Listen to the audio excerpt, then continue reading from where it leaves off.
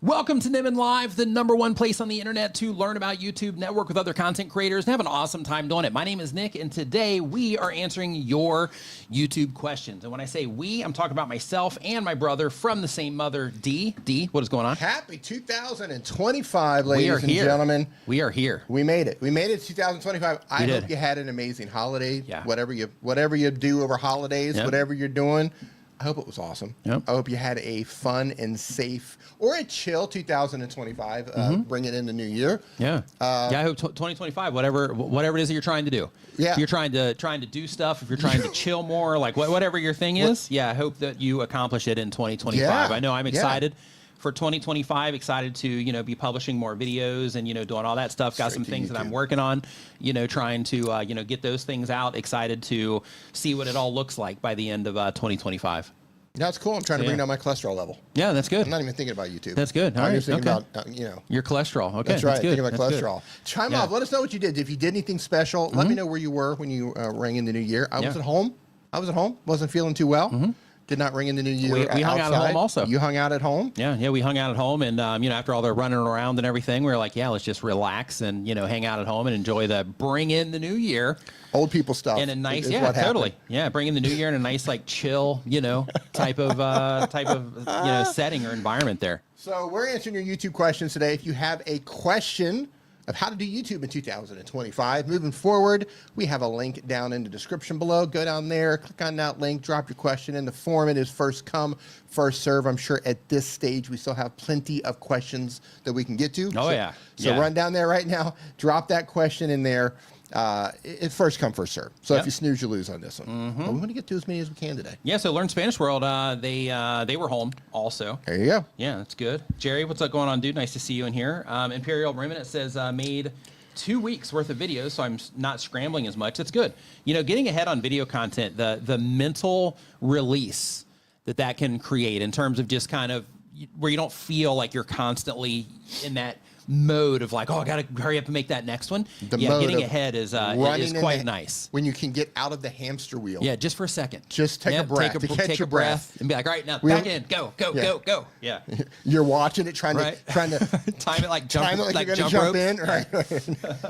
Stay in the orchard. What's going on, man? Nice to see you in here. Ron's Trains and Things. I hope that you are doing fantastic. Build and Fix with Mooney. Nice to see you in here as well. Drew, nice to see you. Monique, what is going on? Mangerino Adventures, what is going on? I hope that you are doing fantastic. Said, made it to a live only because goals is to wake up earlier in 2025. That's great, right? Whatever the thing is, right? We're all trying to move forward in some particular way here in 2025. So if it's just waking up early, then that is more than enough. Okay, so we've got a really interesting one here. Walter's World, what's going on, dude? I don't. Apologies if I get it wrong. I don't know if it's Gregor or Gregor, but Gregor Brown did a tuk-tuk trip across Sri Lanka. That's pretty cool. That was probably sounds like something you would do. Yeah. It sounds like something D would do. That sounds incredible. I hope you had an amazing time. I bet that was amazing. Yeah. Yeah, we had a friend that she did it across India, didn't she? Yeah, she did that across India. Yeah. But it's a rickshaw there, not a tuk-tuk, right? Same idea. Yeah, I've never been over there. Across India, that's pretty wild. Yeah, so on that note, we are going to go ahead and start getting into the YouTube questions. But before we do, I do want to let you know that this stream is brought to you by TubeBuddy, which is a tool that helps you in all kinds of different ways with your YouTube channel. It can help you optimize your videos for discovery. It can help you test your thumbnails. It can also do little small things too. Like let's say, for example, you got to change the links in a bunch of your descriptions, or you have to add an affiliate disclaimer to a bunch of your descriptions because you just started promoting stuff on Amazon or something like that. Then in that particular case, TubeBuddy is a great way to be able to do all of that without having to spend all of your personal time doing it, because it just does it, with their system to where it takes minutes instead of it taking days, which is fantastic, especially if you have a lot of content. But it has a bunch of other helpful tools that you can use to help you as a content creator as well. But you can try that out for yourself at tubebuddy.com/Nimin, so you can see, everything that's involved there. In addition to that, the stream is co-brought to you by StreamYard, which is the live streaming platform that we're using to stream this right now. And the reason that we use it is because it's easy, right? They do all the heavy lifting for us, so we don't have to to, you know, make our computers work hard or anything like that. The quality, as you can see, that comes through is, you know, pretty good. And they make it easy to bring on guests, add graphics, add background music, pretty much all the stuff that you have to do in your live stream. They make it easy. So if you're somebody that is just getting into live streaming, you want to, you know, find a good, you know, source of software that can help you do it easily, definitely go to nickniman.com/StreamYard so that you can, you know, check it out and see if you find it helpful. We have any questions coming in yet? So ready to go? We do, but we can definitely, you know, keep going here just for a second, you know, give people time to get them in. But Doug Houston, he says, Happy New Year. Here's to an awesome 2025. Here's to all the Niminati success. Absolutely. There we go. Absolutely. Tom Nash, what's going on, dude? Hope that you're fantastic. I'm glad you got here, man. We're stalling. We're like, hey, man, we can't start until Tom gets here. So, yeah, so thanks for swinging by, Tom. Hope you're doing great. Tom's here. We're ready to roll. Yeah, ready to rock and roll. So the very first question that we have today is from Bill. The first question of 2025. Hold on. You have an obligation to make this one a good question. Listen, if your question is, how do I grow my channel? I'm shutting the laptop and walking out. Okay. Just so here we go. Ready? Like, there's one person. Don't let me down. There's actually two people. Well, actually, I don't even know yet. So there's one person that knows if this is going to be one of those questions or not, and it's Build and Fix with Mooney. Okay. So he's not going to ask that. Yeah, so I know. If he's the first one, then we can rest assured. Okay. And we know that we're not going to have that problem. That was almost a really short first stream of 2025. Yeah, it was. Yeah, right. Like, all right, we're 6 minutes in. Everybody have a great week. We'll see you next week, right? I was going to curse everybody for the entire year, close it down and walk out for asking something so generic. All right, let's go to first question, 2025. Build and Fix with Mooney. Uploads 1 time per week or more. They've been making videos for a year or more. He does DIY content. The goal of the channel is to share and teach and can't lie, also to make money. And the question is, welcome back. Yes, I missed you for my own selfish reasons. Question, Nick, I switched all of my settings so all advertisers can run ads on my channels. This was brought up on a past live stream. I've noticed a substantial increase on several videos with a higher RPM. Do you have any more money-making advice for us newbies? Boy, do I. Oh, here you go. So we have a great question. Great first question. So for noobs, right? How can you make more money from your YouTube channel? So we're going to talk about a nice handful of things here. So the very first thing is we are going to talk about just ads in general and the videos on your channel that are running ads. So one thing that you can see inside of your analytics is you can go in and you can see the videos as you're already looking at, because you're already saying that you are identifying videos that have the higher RPMs than others. One of the things you can do is you can go into your analytics and you can see the videos that are bringing you higher ad rates, and then you can prioritize those videos when you are recommending content in your end screens, when you're recommending content, in playlists, deciding on where you're going to put those particular videos in playlists, where you are prioritizing videos on your channel page, that sort of thing. When you have videos to where you can prove through the data that you get back from YouTube that they generate higher amounts of revenue for you and people watch them, as long as they're a good fit, right, for the viewer that's watching a particular video, and as long as people are having a good experience with that content, so that you can rest assured that when you do send people there that they have a good experience with it too, right? So it's about the viewer and you in that case.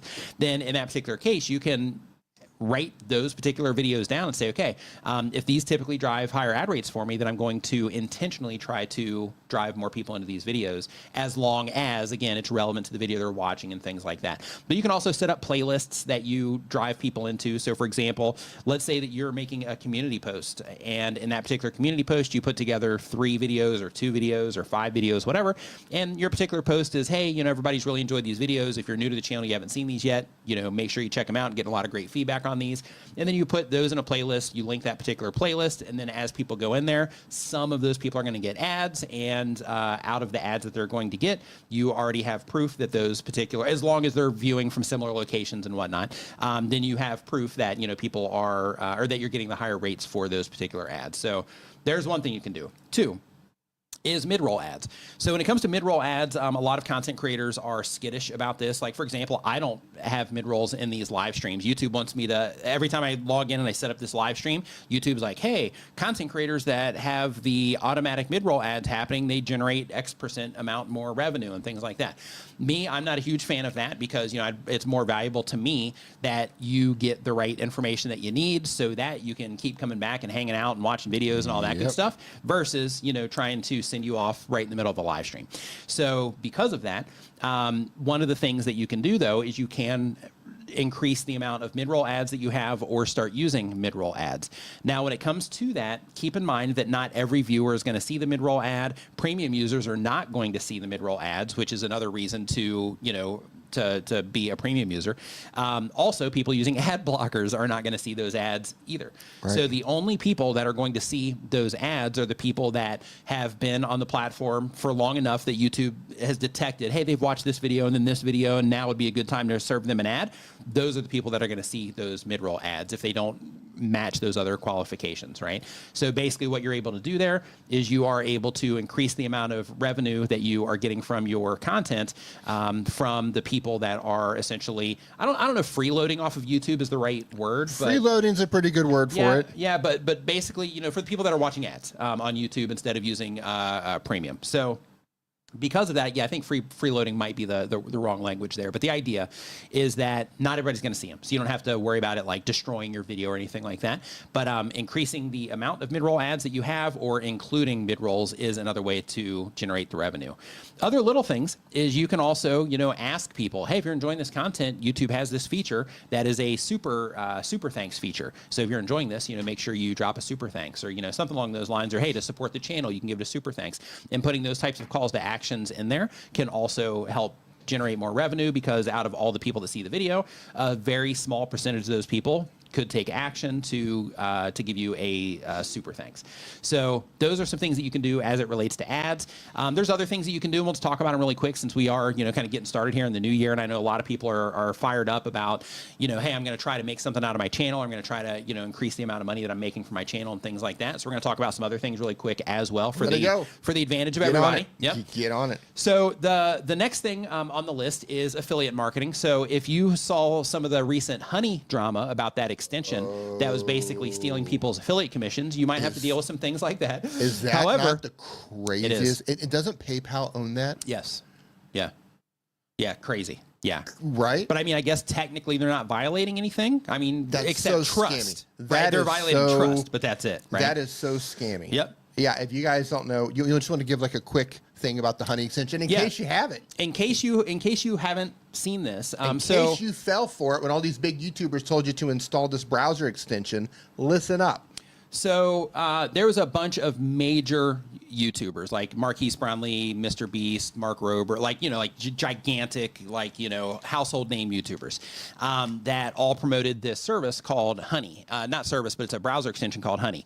The idea with Honey is that it's a browser extension that helps you find deals on things that you might already be buying. So as a part of their process, what they would do is, let's say that somebody let's say I said, hey, go check out this thing.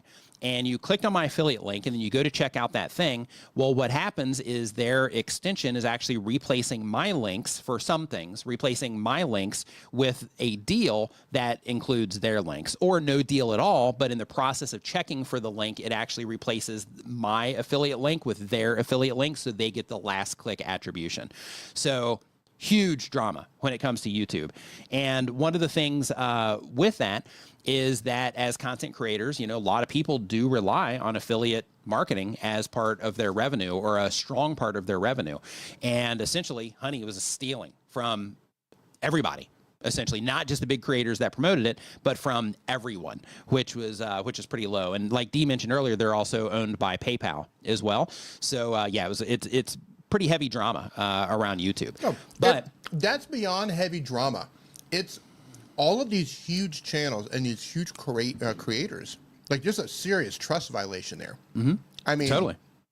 I don't want to start throwing people under the bus, but if you promoted them like that, like, I'm not going to believe you for anything ever again. Right. I mean, most of those types of channels, I don't really follow them too much anyway. Mm-hmm. But like, you completely, in my opinion, you just destroyed your reputation. You know, I'm not buying anything from you ever again, unless the only caveat to that would be, or the only exception to that would be, is if they've come back publicly, which I haven't gone back and looked, and they make a video and say, wow, we really messed up. We didn't know. We sincerely apologize. If they don't come out with that sort of a statement. You mean for the creators or Honey? Yeah, the creators. Yeah. I know some people are. Yeah. Yeah, some people are. The ones that are not doing that. Yeah.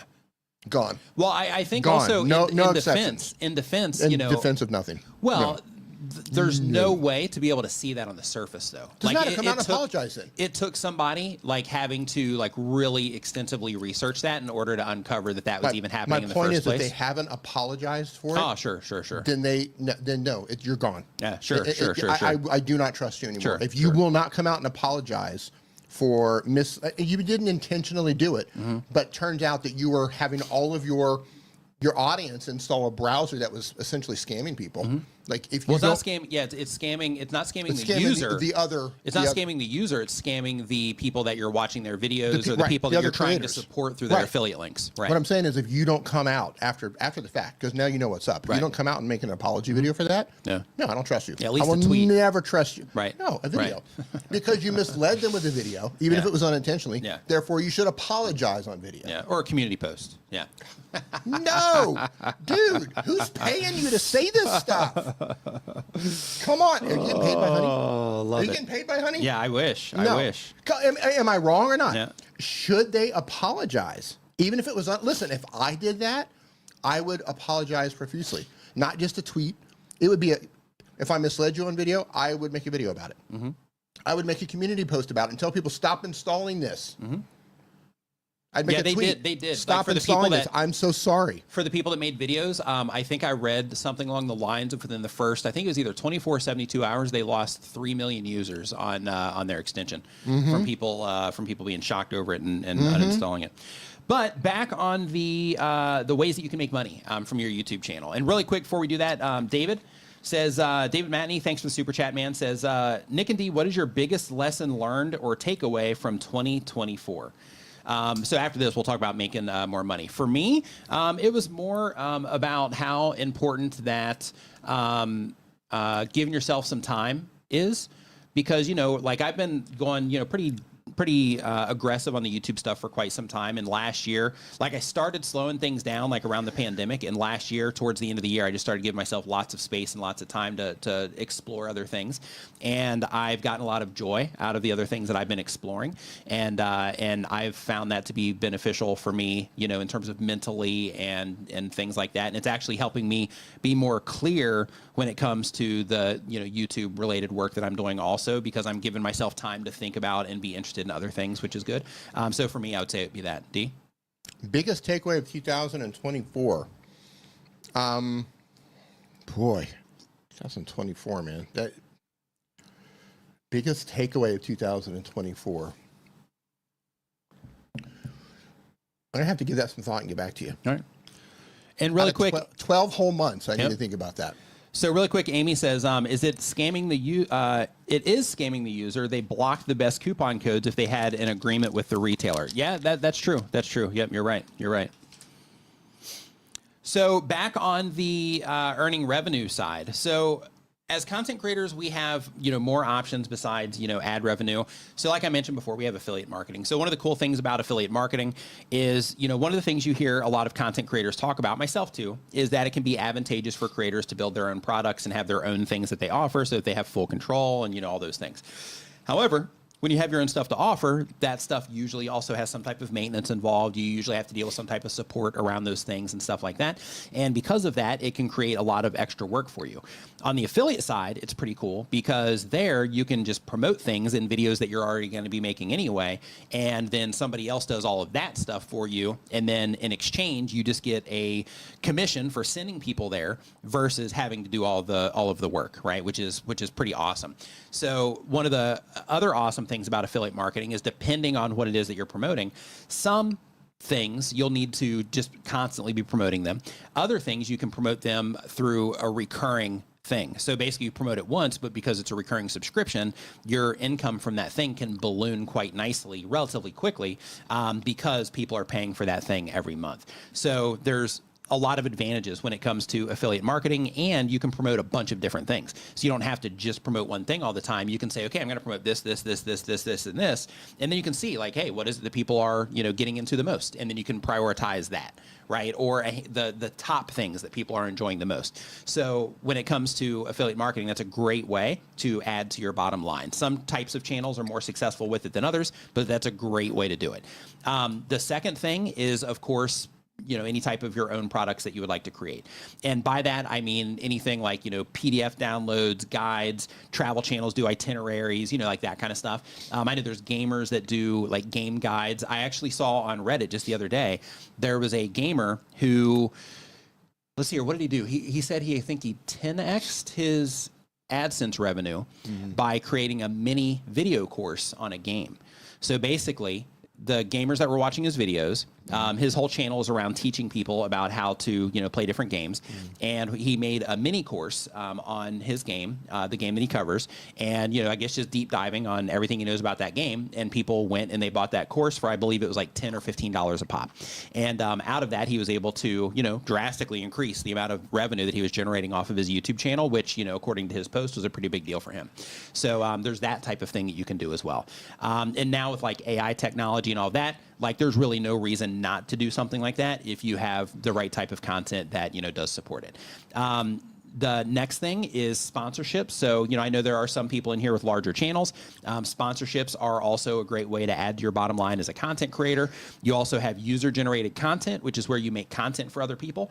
With that, it's not as a passive type of thing like the other items are that I listed. With the UGC, the user-generated content, with that you actually have, to where you contract with companies and they're like, okay, hey, we need these particular videos from you, and then you have to get to work making those videos. So it can be, lucrative. However, it is, kind of like working in a sense. So if you are somebody that also has a job plus a YouTube channel plus everything else you have going on, it's probably not the best fit. But if you are a full-time content creator and you have some spare time, then that can also be something that can, add to your bottom line. The next thing on the list, which Tom Nash just mentioned here, is crowdfunding.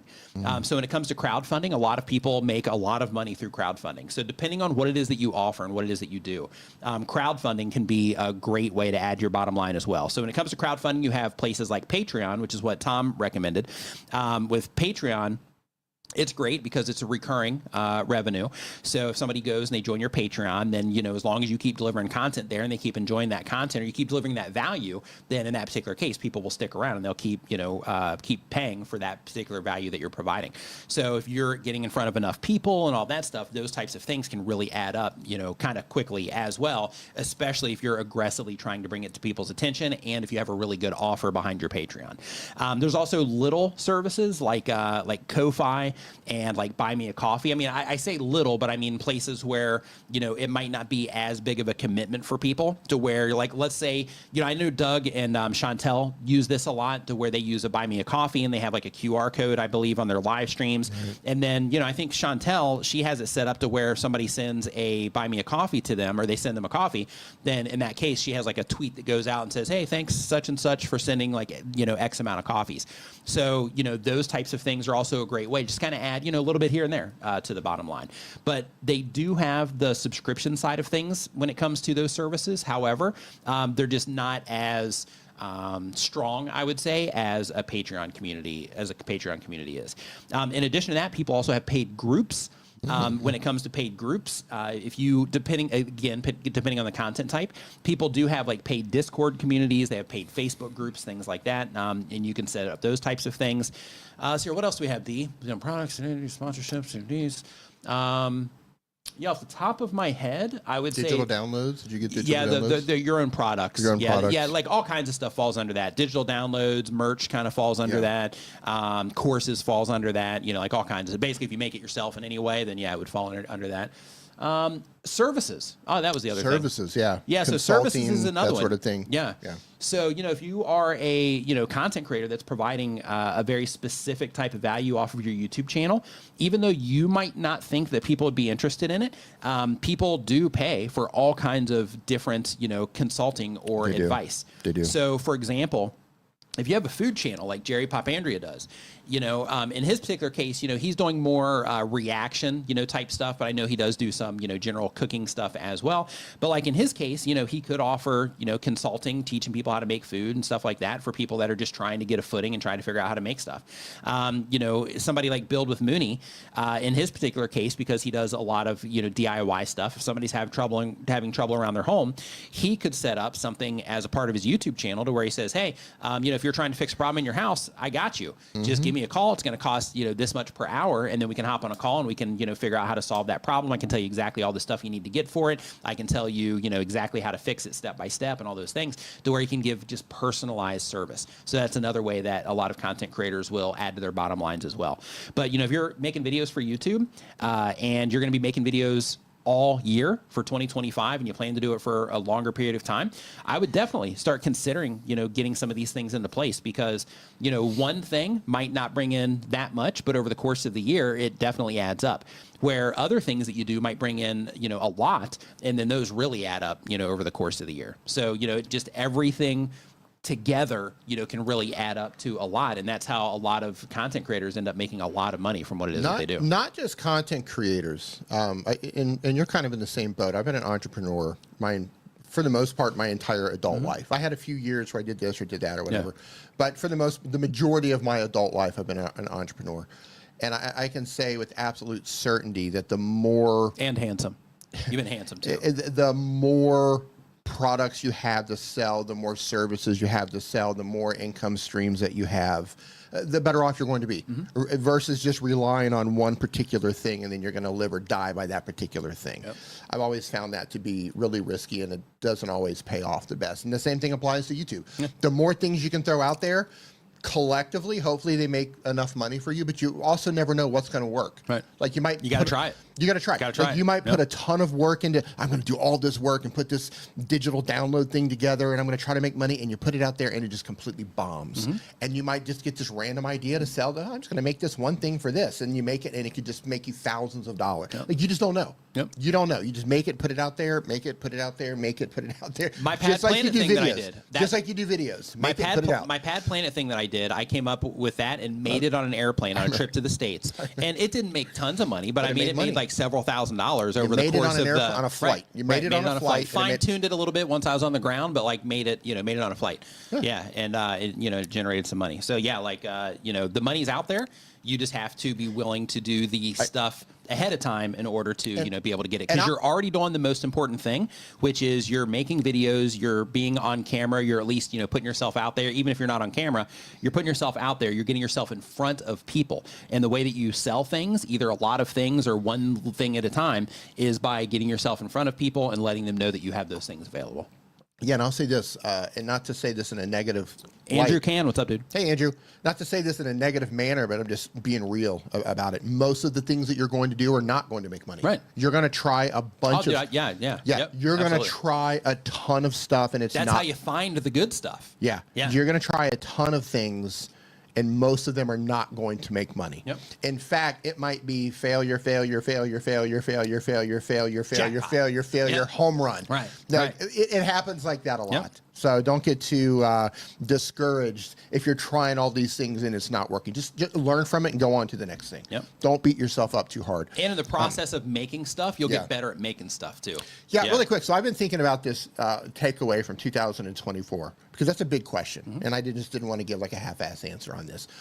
My biggest takeaway from 2024 is a combination. It's AI-based. My mind was blown in 2024 with AI and the abilities that we can do, not only with video and photos, but just ChatGPT and Claude by itself, and how dependent I've become on it. But what really my biggest takeaway was how much faster I'm able to learn about a subject, whatever it is, no matter how obscure and bizarre it is, how much faster I'm able to learn about things and retain the information the way that it's teaching me this stuff that just runs circles around traditional education. Oh, yeah. And so my biggest takeaway was, number one, how dependent I am on AI and how much faster. I'm 52 years old, and I'm learning more. I probably learned more in 2024 with the help of AI than I learned in the past 30 years prior. So that would be my biggest takeaway. That's saying a lot. No, it is. Yeah, and I'm not just trying to oversell that. I think you know Kung Fu. I might know Kung Fu. Yeah. But I learned so much, and it just kind of reset my entire brain about where we're going and how things are going to be, and how we're all going to be able to learn at a much faster rate and accomplish things at a faster rate. So I think that was my biggest takeaway, was just a complete mind shift on how I think about what the future might look like and how I'm going to learn and continue to learn and move faster through picking up different hobbies and understanding things. That's my biggest takeaway. Nice. Yeah. Well, number one. Number two would be I'm at that age where I need to pay a lot more attention to my health. So I think that was my second biggest takeaway. So yeah, that was my answer. Good takeaways. Good takeaways. All right, we got some super chats. So Motivation Theory Running, thank you for the super chat, man. Says, John, it's awesome what's up, seeing my you man? two. Takes me back before 2020. Hope you guys are well. Absolutely. Hope you are doing well Love it, also. man. Thank you for swinging by. Melinda Good to see you, Elliott John. says, still great info after 2 years. Thank you, Melinda. Super appreciate that. Phil C. says, Happy New Year, gentlemen. Thanks for all that you do. Year. Thanks for hanging out, Phil. Appreciate it, man. And Tango in the Kitchen says, my YouTube goal for this year, to treat YouTube as my full-time job. What is your YouTube goal for this year? Yeah, so for me, it's more about, getting my publishing schedule back up and, continuing to just basically publishing more videos for me.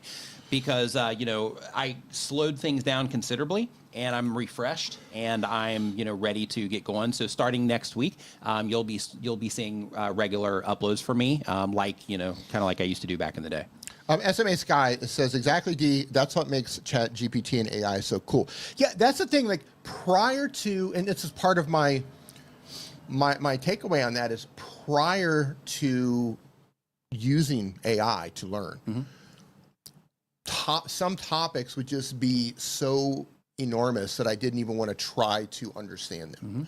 But now it doesn't matter what it is. Like we were having coffee today, so we went and saw Interstellar in IMAX. I don't know if you guys have had a chance to see Interstellar wherever you're at in IMAX, and it was just incredible. Yeah, they had like a re-release over here. I think they did that in September. In September in the States, right? yeah. Anyway, if you get a chance to see Interstellar again in IMAX, go see it. It was incredible. But we're talking about IMAX, like IMAX technology. What makes it IMAX? So we're sitting at and coffee. Normally, I'm just like, I'm not going down that rabbit hole.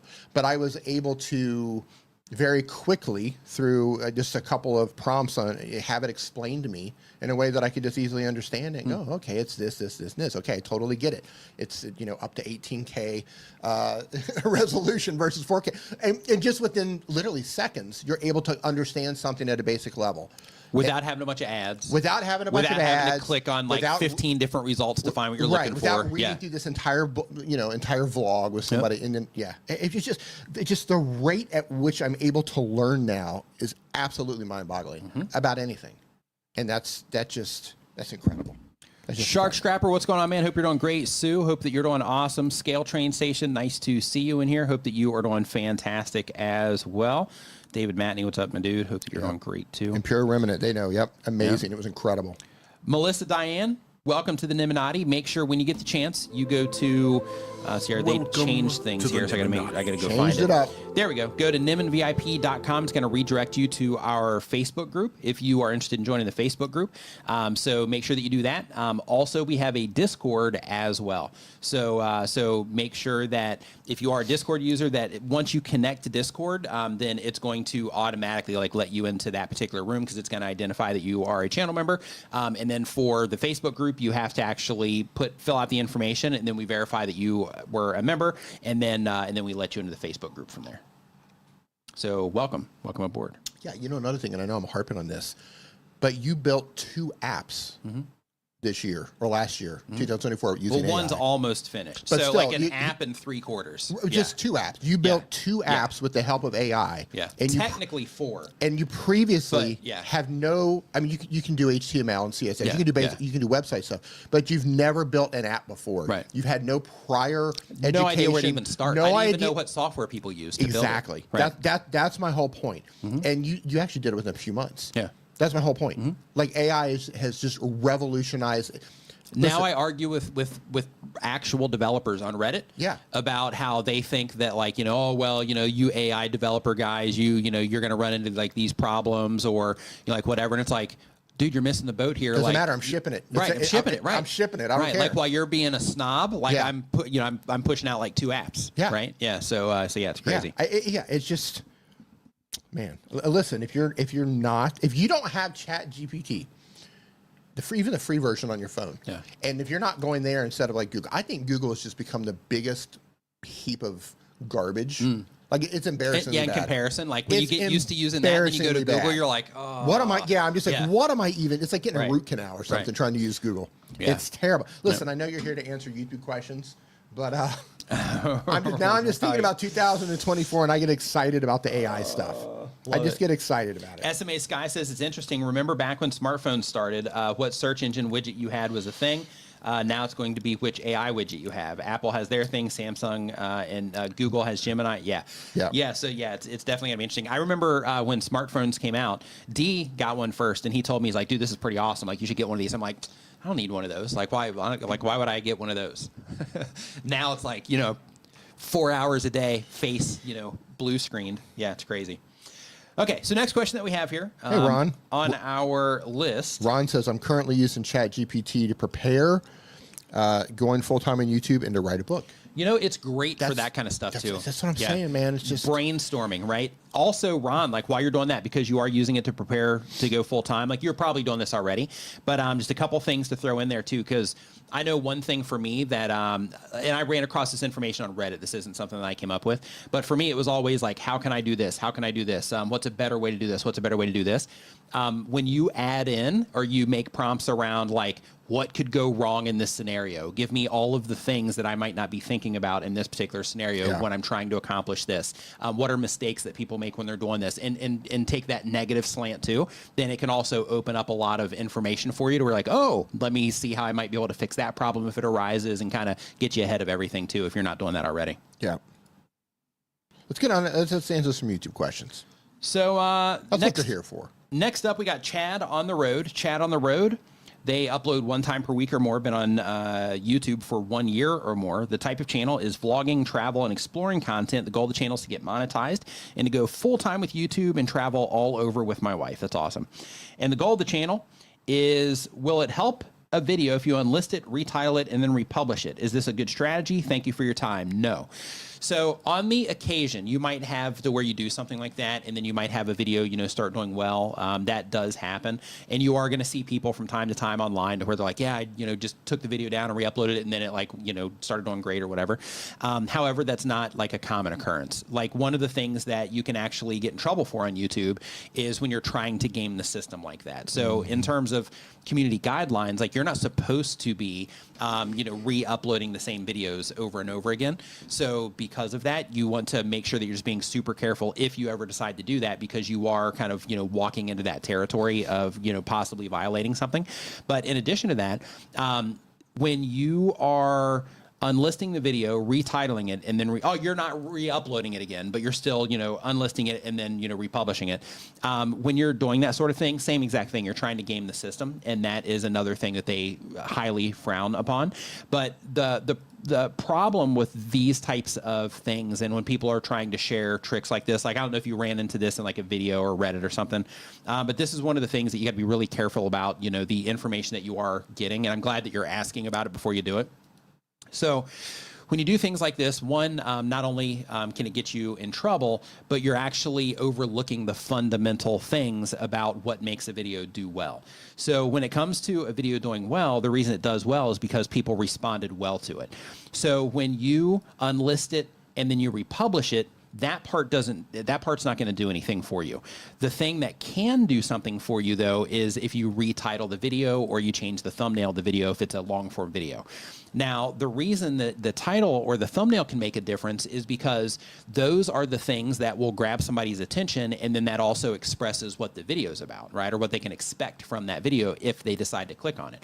So if you have one title and people are not responding well to that title, and then you retitle that video, in that case, what can happen is it can start making more sense for more people, and then they can start clicking on the videos more, and they can go in and start enjoying the videos, like normal, and you're getting more people to click on it, get more people into the content because the expectation is right when they click on the video. They have a better experience with the content and all of that, and that is what is actually making the video do better.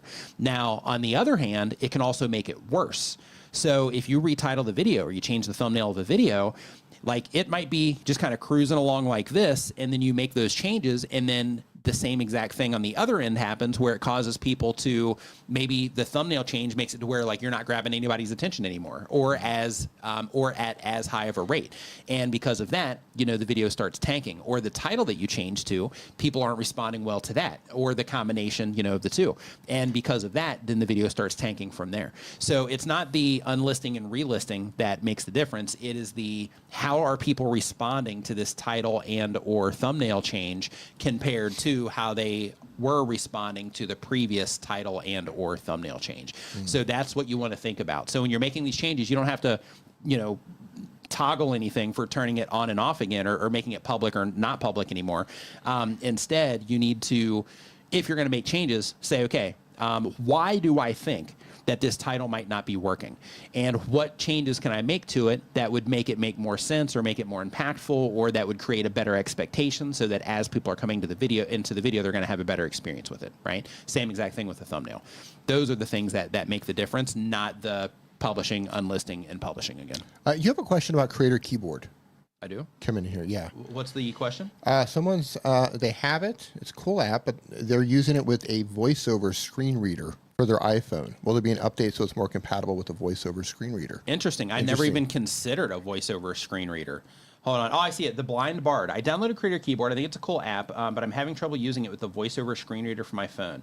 Will there be an update so it's more compatible? I'll look into that, because accessibility is important to me. So I'll definitely look into that and see what's involved with that, and see if I can get something like that added in there. I'm not sure, just because how the whole thing works is you have the main app, and then you have the keyboard functionality, which is an extension, but it actually separates it in a way from the app so that it becomes part of the keyboard. And when that happens, I'm not sure if I do something in the main keyboard, if it would apply any of that stuff to the actual, you know, quick keys on there. So I'll look into that, and hopefully I can find something for you to where I can, you know, make that more accessible for you. But that's definitely something that I'll look into for you. Thanks for the feedback on that too. Yeah. Yeah, you know, it's things like that. If anyone is making anything, yeah, doesn't matter what you're making, like getting feedback from people who are using the thing that you've made, yeah, is crucial to the thing's success. Yeah, it's the most important thing. It's the most important thing, because you don't know. You never know, because everybody uses things differently, and there's just things that you don't think about. Yep. Yeah. Yeah, it's funny, like for the stuff that I work on, like I'll hand it to D and I'll be like, hey, what do you think about this? What do you think I could do better? And then first thing is he'll go in, he'll be like, yeah, my fingers were like working for here. I'm accidentally hitting these buttons. Like he's like a bull in a china shop with his fingers when it comes to apps. But it's great feedback, because it helps me be like, okay, well, how can I like de-proof this? so that when he like, you know, starts using it, that everything is like, you know, it functions, you know, the way that it should. With Santa, thanks for the super chat. Appreciate it. Love the channel name there. With Santa. Yep. Doing it with Santa. Film School Dad, what's going on? Welcome back. If your YouTube channel is with Santa, yeah, I hope you had a great Christmas. I hope your Christmas was just amazing. Yeah. Better than everyone else's in here. Yeah, hope you got lots of cookies and milk, you know, all that stuff. So Gregor Brown is our next question here. He uploads 1 time per week or more. He's been on YouTube for 1 year or more. It's a travel channel. The goal of the channel is to grow to 100,000 subscribers. And the question says, congrats. And by the way, you and D need the new... what do we need? The new Arabica that I saw opened in Chiang Mai. I made it to 62K. Yeah, I'm not sure what that is. Talk about Is it a coffee place? I'm not sure. Yeah, okay. What's it say? Yeah, it says... I guess we need to try that new Arabica that I saw opened in Chiang Mai. Yeah, not sure. That's a new coffee place. But it says, I made it to 62,000, wanted 100K by the end of 2024. What advice would you give to focus for on 2025 to reach that next milestone? Thanks and congratulations again. So first off, thanks for the congratulations. And when it comes to, you know, closing that gap in 2025, the very first thing is to just dig into your content as it currently is and look to see what it is that people are already responding to. So over the last 90 days, for example, you've probably published some videos that have done better than you've published other videos that haven't done great. Try to look for similarities in terms of the theme. Like, you know, what was I talking about? What was I sharing here? How did I frame this video compared to how I framed these other videos? What type of imagery did I have in the thumbnails? You know, was there anything specific that I was doing with the title on any of these these videos that seem to do better? Was I talking about, you know, some very specific things or places that maybe are of a higher interest? If so, then maybe I need to, you know, talk about those things a little bit more to just get me closer to, you know, to that particular milestone. But just looking at what's already working is a great way to do that. In addition to that, if you go into your analytics, you can see if you scroll down, like once you hit the main page, once you scroll down, you're going to see all the videos that are bringing in the most viewership based on whatever date range you select.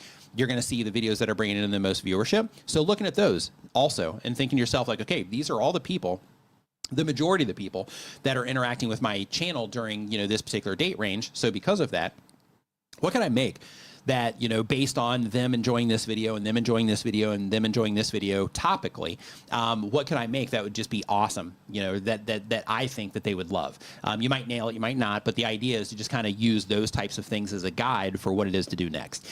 In addition to that, if you have been going for a while and, you know, you're keeping a steady pace, everything's going well, but you're doing a lot of the same thing, then another thing that you might want to try in 2025 is keep it all still for the same type of viewer, but try to experiment with some different stuff and see if you can uncover something. Because one thing that is great about YouTube is when you find a channel and you love that channel, you can count on that channel for giving you the content that you enjoy.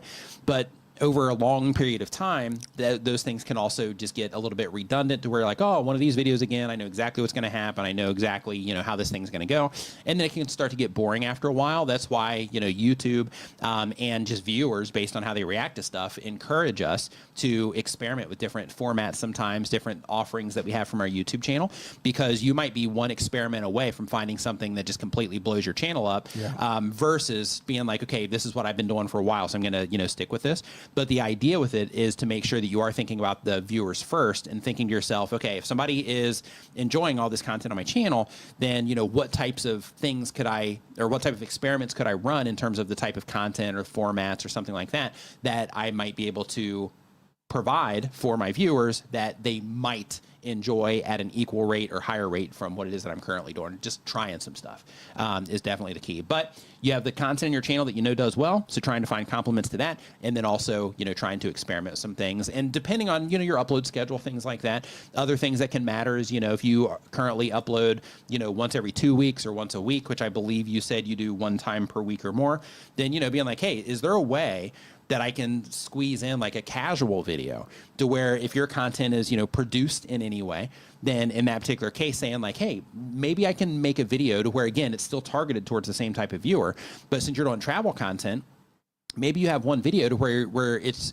you talk about, you know, why traveling has been so impactful to you, right? And you just make it a total, just, you know, thought piece, so to speak, to where you're just sharing your opinions on things and your personal experience and try to tell a story through it. And you use that as a way to just kind of let your viewers, you know, connect with you more, maybe get some more insights about you and how you look at things and all of that. You know, trying some of that content just to get some extra uploads in there, as long as that would be consistent with the, you know, theme or, you know, concept of your channel.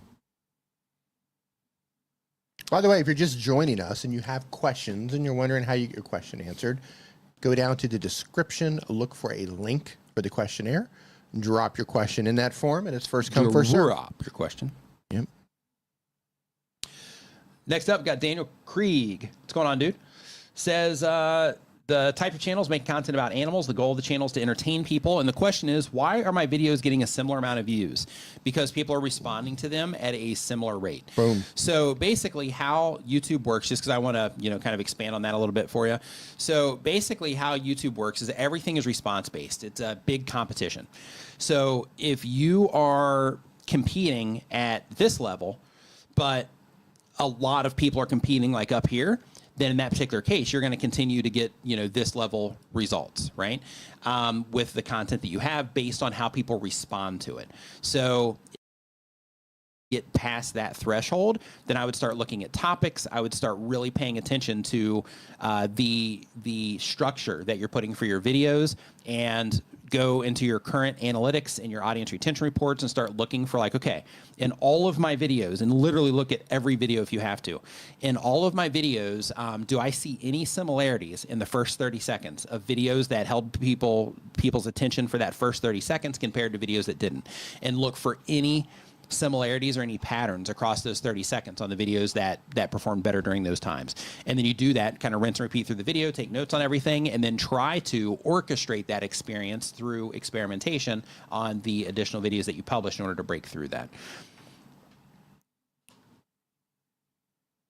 Next. Let's see here. So next up on the list, Vibe of Charlie Morris. What's going on, dude? Hope you're doing great. iCast Hey, Enterprises. Charlie. What's up, my man? Hope that you are doing great also. So next up here, we've got, it's going to be a new channel. All right, we got a noob here for, oh, okay, it's Imperial Remnant is the current channel. Okay, that's the current channel, but they're doing a new one. So the type of channel. We're talking about the Imperial Remnant. Have you watched Skeleton Crew yet? The new Star Wars? Me neither. What did you watch? I've kind of lost interest in the new shows.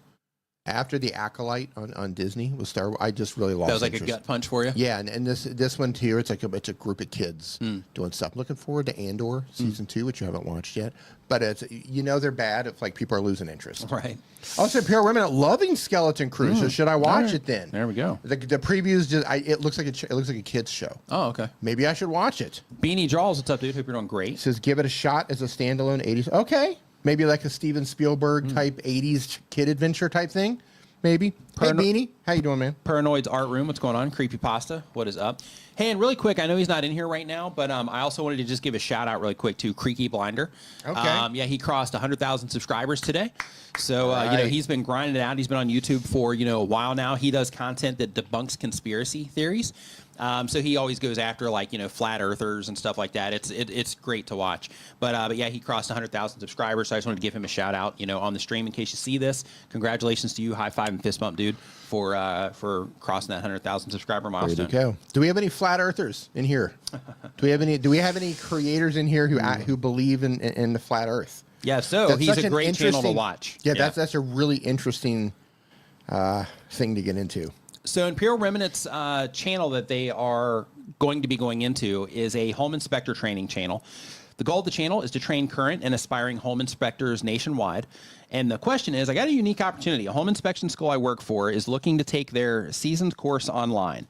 The owner agreed, if I can make it work, to get 50% of the online business. The traditional school has been running successfully 20 years. Any tips on where to start learning how to sell a course on YouTube? All right, if you want to sell a course on YouTube, here's what you do, especially in that particular area that you are going to be making content in. So if you're training up home inspectors, then in that particular case, new home inspectors are going to be looking for content around learning how to be a home inspector. So hop into YouTube search, start typing in home inspector, start typing in how to be a home inspector, things like that, and make videos for every single term that you see there. And search target those videos by making by taking the phrase, making the video about that phrase, making sure that you have that phrase in your title, making sure that you fill out a nice big long description that tells what the video is about, but also that has that particular phrase in there somewhere, maybe some variations to that phrase, but it all needs to be in very natural language, and talk about how to be a home inspector and those types of things in the actual description as well. Those are the types of things that you want to do. When you do that, what's going to end up happening over time is you start making those videos, and I would start doing that now if you can, if you have the course, so that you can just kind of get some videos seated up in there. But look around, of course, and see if see if other people are making those videos, which I'm sure they probably are. But I would definitely kind of get on that particular part of it quickly, because when it comes to YouTube, it can take some time for your videos to show up there. I mean, technically, they can show up there within seconds of you publishing your video, but in terms of them actually, getting placements there, it can take, a little bit of time. But another place that you want to look when it comes to this, in terms of selling courses from YouTube, is you want to also go to Google. And you want to look on Google the same exact way, because people look for things a little bit differently on Google than they do on YouTube, because on YouTube, they're looking for videos. On Google, they're just looking for information. So because of that, go to Google, do that same exact thing where you hop into the search bar, look for different ways that people are looking for information around becoming a home inspector. While you're looking at that, you want to scroll down the bottom of the page on Google, or down towards the bottom of the page, and you're going to see an area that says like other ways people look for it, or related search queries, or something like that. I can't remember the exact language, but you also want to make videos on all those things. But basically just get to work answering all of those questions. And one thing that you're probably going to feel like, which a lot of people feel this way, is you're going to feel like, okay, well, if I make videos on all those things and I answer all those questions, and in that particular case, nobody's going to need to buy the course because they can just watch my YouTube videos and they're going to get answers to all that. However, people like the structured nature of courses, and they also like being able to be in direct contact with the course creator and things like that. So because of that, make sure that you do offer those types of things in your course in terms of like, hey, you got any questions? You know, we're here to help you along, blah, blah, blah, so that you can also have yourself open to that, and that can be the, you know, deciding factor for somebody going into a course. I know Dee was telling me, you know, because he's done some courses on like music creation stuff, and you know, in his particular case, he was buying access, right? Yeah. Listen, people will pay for curated content that's displayed in a manner where they follow 1, 2, 3, 4, 5, you know, broken down in the sections, ad free. They will pay for access to the person that they paid because they trust that person. Yep. That's created. So if you build Your mic's off, Dee. Start over. Okay, well, I just told you how to succeed in every possible way on YouTube, and nobody heard it. No, I was going to say people will pay for curated content. So if you lay out the content in a way, here's step 1, step 2, step 3, step 4, and you break it down in sections and you curate it in a way that somebody can follow along based on where they're at along their journey, they'll pay for that. They will pay for access to you because they've trust you. You've made enough free content to where they've gotten to know you a little bit, and they trust you, and they like the way that you explain things to them. So they will pay for access to you or access to your team members. Yeah. And they'll also, a lot of people will pay for access to communities of like-minded individuals. Yes. I've paid for a handful of courses for mixing and mastering for music production. And yeah, I like having access to the people that I like the way they teach. I like having curated content and being able to just, okay, I know this, I know this, I know this. But this is what I want. I can skip to there. But I also like watching other people's processes, because no matter what you're into, like there are other people who know more things than you. It doesn't matter what you're into. Some people do things differently. Like for example, even using something like Photoshop, you can probably give 10 people the same task in Photoshop. And they'll do it 10 different ways. And they'll do it 10 different ways. So I love watching other people do the same thing or do things that I want to do, because they often do it different ways that I can go, oh, wow, I never thought about that. That's so much better than the way I do it. So yeah, people will pay for all sorts of different reasons. Yeah. Yeah. Yeah, so basically take that approach in terms of, you know, people are going to be looking for information on how to do the thing. Yeah. So because of that, be that source of information for people that are getting into home inspecting. And by doing that through the video content, you are going to naturally lead people into your course. Make sure that when you are putting your course, or when you're putting the videos together, that you do mention the course in there, but that you're not trying to like cram it down everybody's throat. You have to spread awareness about it if you have it. If you don't spread awareness about it, people aren't going to know, except for the stragglers that go into the video description. So because of that, like, you have to spread awareness so that people go, oh, there is something in the description, right? You know, for me to go look at. You also need to let them know that you know, have the course available. So either at the end of your video or throughout the content, you can do things like this to where, let's say you're teaching people how to look at rafters or whatever the thing is. Then in that particular case, you could say something like, you know, yeah, over there, you can see how they completely screwed up this, like, you know, this pipe over here. Since we're focused on rafters right now, that we have a whole section about pipes in our course. I've got a link to that down in the description. But anyway, over here, you know, in these rafters, you can see this, that, and the other thing, right? So it's just like a little soft mention of it. So you're spreading awareness about it without necessarily having to cram it down somebody's throat, so to speak. So, and give them a lot of free content. Build that trust. Share your knowledge. Let people see you as an authority in your niche. And if you can do that and position yourself right, then it's going to increase the likelihood that they will pay for whatever course that you have, because you've earned that trust. They do value your opinion and the knowledge that you have and your expertise. And like Jerry says here, he says the secret sauce for selling courses is community. Even master classes seems to remaster the same courses and launch new communities within those to keep them fresh. Absolutely. And you know, also I'd like to add to that in terms of connection also. So like Dee was mentioning, you know, in terms of, you know, buying courses from people that you like and trust, and that you know, think that explain things well, stuff like that.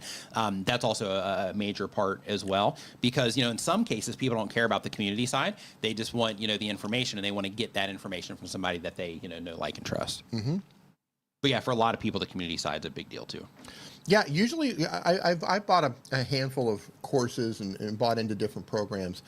And it's always because I want to learn from the person that's teaching it. Right. Because they've done something to catch my attention, and they say things in a way that I understand, and I'm like, okay, this person knows what they're talking about. I like the way this person does things. I like the way this person mixes and masters music.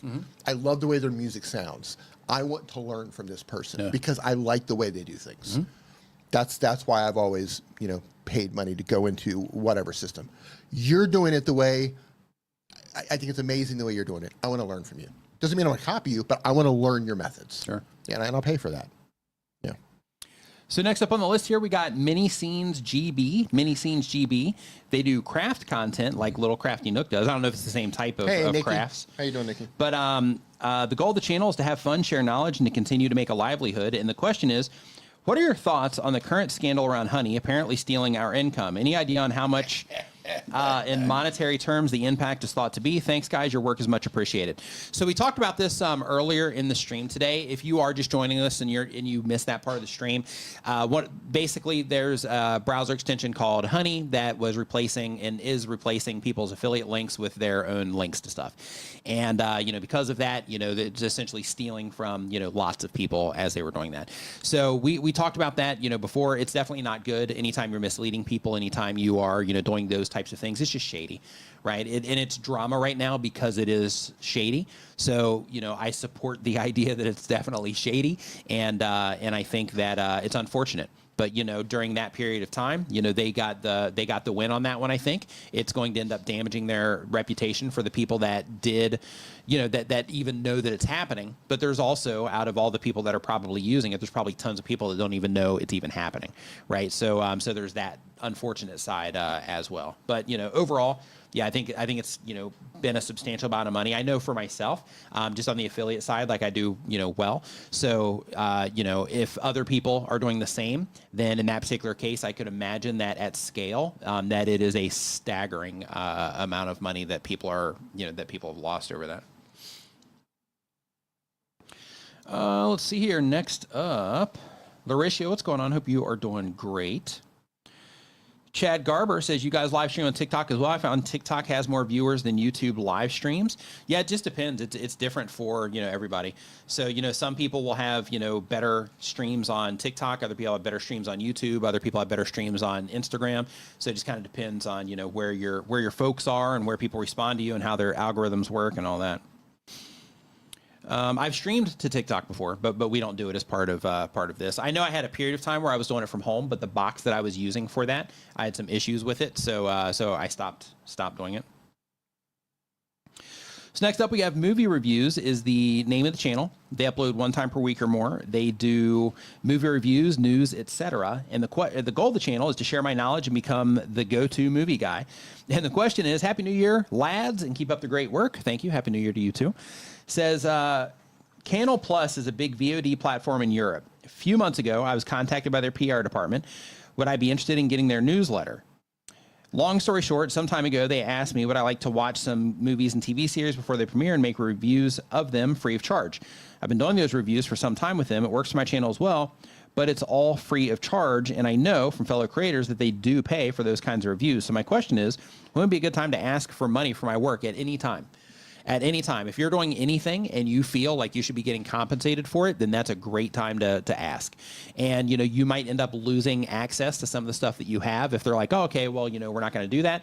Or they could say, okay, yeah, you have been doing this for a while, we'll start paying you or whatever. But yeah, at any moment when you feel that you should be getting compensated for something, then if you're not getting another benefit from it, then yeah, then I would definitely get on that ASAP. Flash in your pan, what's going on? Hope you're doing great. So next up on our list here, we've got The Blind Bard. And let's see here. I'm just seeing if this is another thing here from the keyboard. Okay, it's not. So Blind Bard has a gaming channel. The goal of the channel is to build a community and to eventually monetize. And the question is, hope you had a restful and joyous holiday season. Love your stream. I'm a longtime listener. How do I improve my camera presence and authenticity?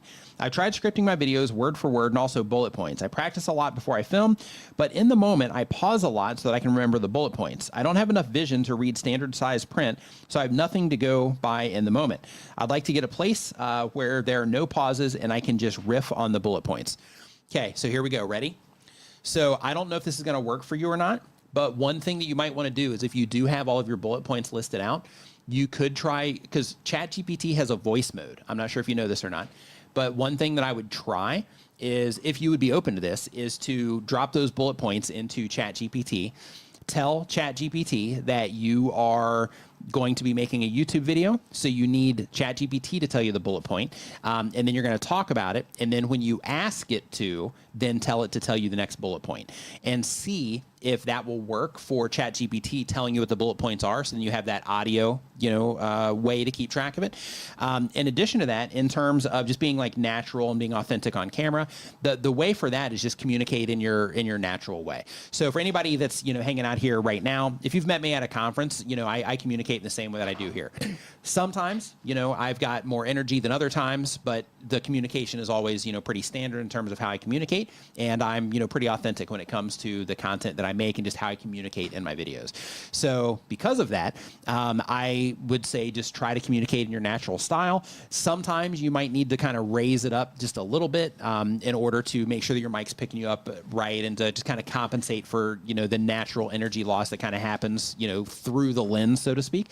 But just kind of, communicating in your natural way is the best way to be authentic.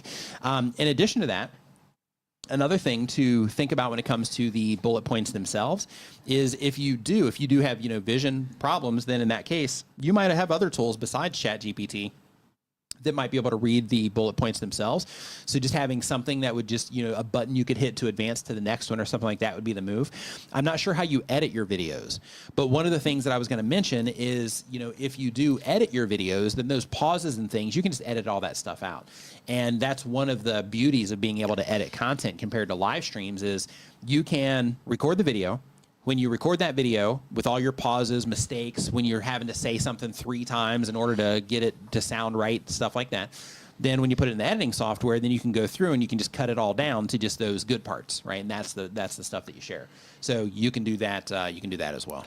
Yeah, be mindful of taking out every single pause. Sometimes a pause is good. Sometimes you want to pause to emphasize what you're going to say next, to build tension. I'll say this because he mentioned speaking naturally. That's easier said than done. Just speak naturally.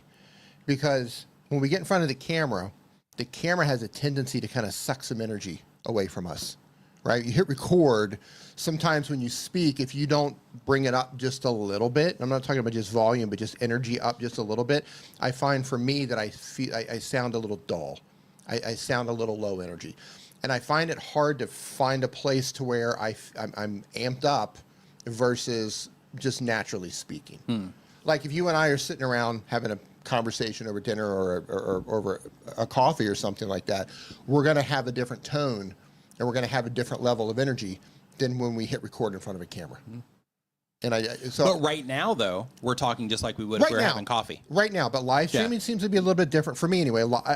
My brain does something differently when I live stream versus when I hit record on video. When I hit record, I don't know what it is. When that little camera goes beep and hit the little remote control, I always have a tendency to up my energy a little bit, and I notice that the tone of my voice goes up a little bit, and I don't like it. I try to be mindful of it, and as I'm making content again, I'm trying to slow down a little bit.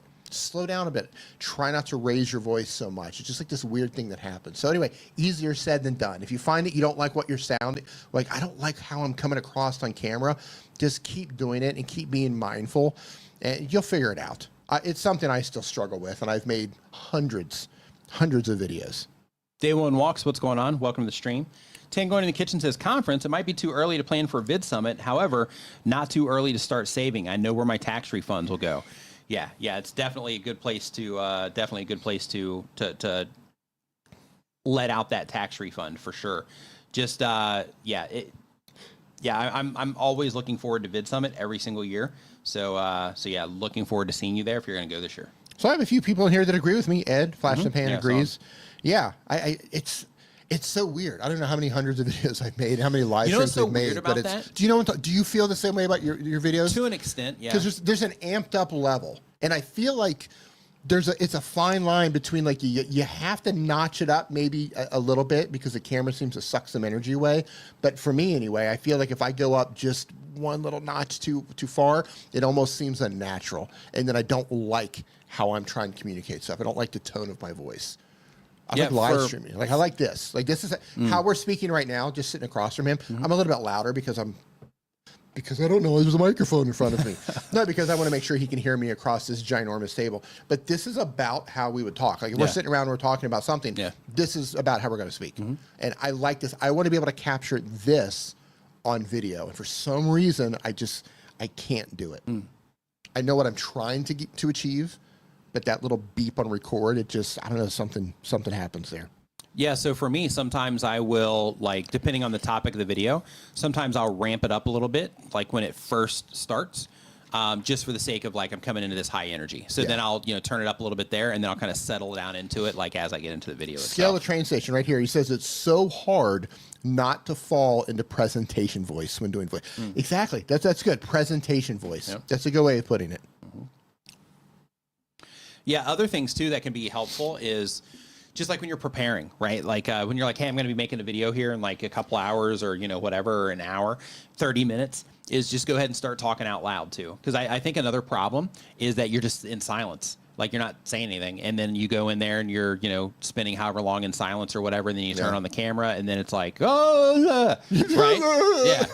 But like if if you're like, okay, I'm going to just start talking out loud, in the car while I'm, driving home, whatever, just going to start talking out loud to myself, just like I would be, talking in a video, then just kind of get you primed and kind of, ready and warmed up for it. Yeah. Anyway, in case you're struggling with this, just letting you know, I'm still struggling with it too. I don't even know how many videos I've made, but it's something I still struggle with. And that's such a weird thing. Like it just is. being that. I think it's just a common, yeah.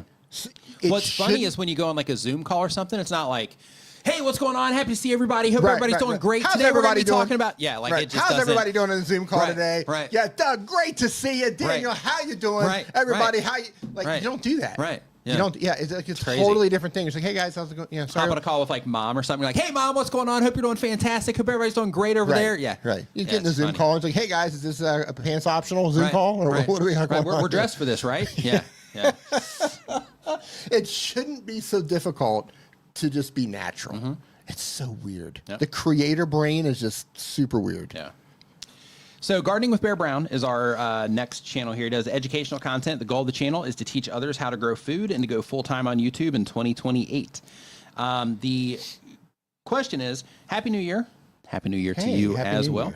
Says, how should I prepare to do live streams? I keep putting it off because of being nervous. I have more subscribers asking me, would I do some? Thanks, Nick and D. So, D, do you want to take this one? This is a great question. I need to get back into this. I think the most helpful live streams I ever did on my channel is I had a series of live streams when the world closed down and we were all stuck inside, where I would do stream with me streams. And the whole goal of those streams was to get people who have never streamed before, never streamed before, to get them to come on to my stream, and it would just be the two of us in the audience in the chat. And we would just kind of workshop what their concerns were. And I would kind of, for some of them, you had to kind of help them through what they might say to start a live stream. You kind of walk them through that and practice that a little bit. And that was really helpful for a lot of people. And those streams kicked off a lot of people live streaming who were still live streaming. So the question was how to get started, right? Thanks, Doug. Appreciate that. Beanie. A crafty Nick, Look, thank you so much. Yeah, those are good streams. My advice to new live streamers is this. There's a couple of things to think about. Number one, you don't have to do long live streams. Your live streams do not have to be 3 hours long. They do not have to be an hour long. They don't have to be 30 minutes long. You can go live for 10 minutes. You can go live for 15 minutes. So don't put some unrealistic or intimidating time on your live stream to think that you've got to match this. Everybody else is doing hour-long live streams, so I have to come up with something to say for an hour. That's not the case. Go live for as long as you need to go live. 10 minutes, 15 minutes, that's fine. As long as you want to go live. As long as you want to go live, right. The goal here is building up the confidence and understanding how to work the gear. And listen, if you can't handle a stream for 10 minutes, you can't handle a stream for an hour. Right? So just focus on a small block of time at first. Second thing I recommend is get some bullet points together of things that you want to talk about. I'm old school. I prefer to write things down. Really old school. Yeah. give me a Sharpie, give me a piece of paper, and I'll just write down things I want to talk about in a bullet point form. So if you don't know what you're going to talk about yet, say, okay, I'm going to go live for like 10 or 15 minutes. Write down, or use your app or your tablet or however you want to put those together, write down some bullet points of things that you can talk about for 10 or 15 minutes. And reference those whenever your brain starts to freak out. Whenever you're like, oh, I don't know what I'm going to say next. I don't know what I'm going to talk about. Reference those bullet points. So you just have the bullet points to keep you in line. Number 3, if you go into your live stream with the understanding that there's a good chance not many people are going to show up to your live stream at first, you might get lucky. You might have a whole audience of people that are coming in there. You might get really lucky there. But go in there thinking there might not be anybody that shows up, and that's fine. Go in there with your bullet points. He's got 44,000 subscribers. People will show you're up. going to be fine. Okay, yeah. So this is for those, he's not the only person in there who is live streaming, okay? So this one might not apply to you. But go in there with the understanding that I'm going to go in and I'm going to do some sort of an opening, some sort of a hook, some sort of a beginning, and let people know what we're talking about today. And then I'm going to go through my bullet points. And then if there's people in the stream that has any questions, I'm going to ask them. If they have any questions, I'm going to ask them how they're doing, if they have anything to add or comment, and then get into what they want to say in the chat. And then thank everybody for hanging out. Keep it short, keep it sweet. Don't make it longer than it has to be. And the biggest killer for live streams is long, awkward pauses. So make sure that you always have something to talk about. You have something that you can reference, because if you get to the point to where you've got a room full of people and your brain just turns off and you don't know what to say, that 15 seconds or that 30 seconds of those awkward pauses, they're brutal. They're brutal for you. They're brutal for the people in the audience. So just have something to reference to go back to and avoid those awkward pauses. And just think about the good hook, just like you would the video, right? When somebody clicks on the video, you want to let them know why they clicked, let them know what they're going to get. You click here, this is the promise, this is what we're going to talk about, and then talk about that thing. Yep. And then if your chat is being, if they're asking questions and they're being interactive, get in there and talk to them. Get in there and talk to them. Like anything else, just like if you got 44,000 subscribers, I'm guessing you've made a lot of videos and you had to get comfortable making those videos. You had to get over that hurdle of, I don't really like how I sound. I don't like how I look. I don't like how I edit. But you got over all those hurdles to make the content. Live streaming's the same way. Just get out there and do it. Get out there, do it. Make it as long as it needs to be. Be prepared with some bullet points. Don't beat yourself up too hard if you make mistakes. Going live is a great way to connect with your audience, and they don't expect you to be perfect. If you make mistakes, that's fine. Address them, laugh about it, keep on moving forward. You don't have to be perfect. That's one of the beauties of live streams. Yeah. Is that it's not as serious. With videos, they feel more serious because you're putting more into them, right? But when it comes to live streams, everybody understands that you're live. So even like news. So, there's clips on the internet of just newscasters just completely losing it and going into hysterics because they find something funny, right? Yeah. So, even in environments like that, people drop the ball sometimes. And when it comes to live streams, people are okay with it as long as you pull it together in a reasonable amount of time. But yeah, when it comes to live streaming though, it's definitely fun to do. And when you are doing it, there's the sharing the information side, and then there's the having fun side. But if you're intimidated right now, it's probably going to take you at least a stream to get into the fun side of it, or getting comfortable with everything to where okay, now we're going to have a lot of fun on this particular stream or whatever. But in your case specifically, because you do gardening content, and you teach people about gardening. That's great. You have tons that you can talk about. So just like you have with your videos, you can do the same exact thing to where you are answering people's questions, kind of like we do here about gardening, to where you could actually take them out into your garden if you stream, when the sun's out, to where you could take them out there, show them around your garden, give them some behind the scenes type of stuff, answer any questions that they have there, those types of things. But in terms of content, because you're a gardener, you have an endless amount of content that you can live stream about. So it's just getting over that hurdle of actually doing the thing. But like Dee, was mentioning before, just keeping in mind that when you are live streaming, people are, kind of more relaxed when it comes to live streams, and they don't expect it to be perfect. Yeah. So it's really easy to stand in your own way and be like, this has to be perfect. I have to say everything exactly right, and everything's got to just be perfect. It doesn't have to be that way. But a couple of things that I do want to let you know though is, depending on what you're streaming with, if you're doing it on your mobile device, you're not going to be able to do this. But if you are streaming through a computer, like if you're doing it, you know, maybe inside of your greenhouse or something like that, then in that particular case, you might be able to have like a little video that you play in case of a technical problem, or maybe just have a graphic that you put on the screen in case of a technical problem or something like that. Or in case you have to go to the bathroom during the stream or anything like that. Things just happen. And because of that, having something to where you can just let the viewers know, hey, having a technical problem or need to step away for a second, whatever, to where they actually have that on the screen or some type of way that you can let them know. In some cases, I know even on mobile devices, they have it to where you can, I think it's like Prism. I think is what you, Prism Live Studio is really good for that. So with that, I think you can add like text on the screen. So just have that text available. So if you do need to step away, you can just set up the camera so they can get a good look of your garden. But then on the screen, it says something like, hey, had to step away for a second, be back in like, 1 minute or something like that. So I'm just having those types of fallbacks in case of emergencies, or in case something comes up is definitely something that can be advantageous. Yeah, and enjoy yourself. Yeah. Enjoy yourself. Going live doesn't have to be as serious as a video does.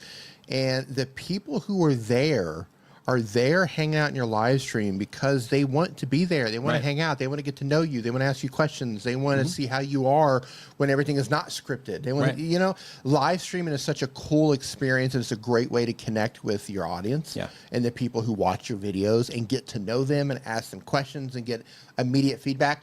I will say this, though. There's a delay that happens. There's a delay that happens when live streaming. So if I were to ask everyone right now and say, hey, type in and let me know what you did over New Year's, it could take 5 seconds. It might take 20 seconds before those replies are actually going to start showing up on my end. Yeah.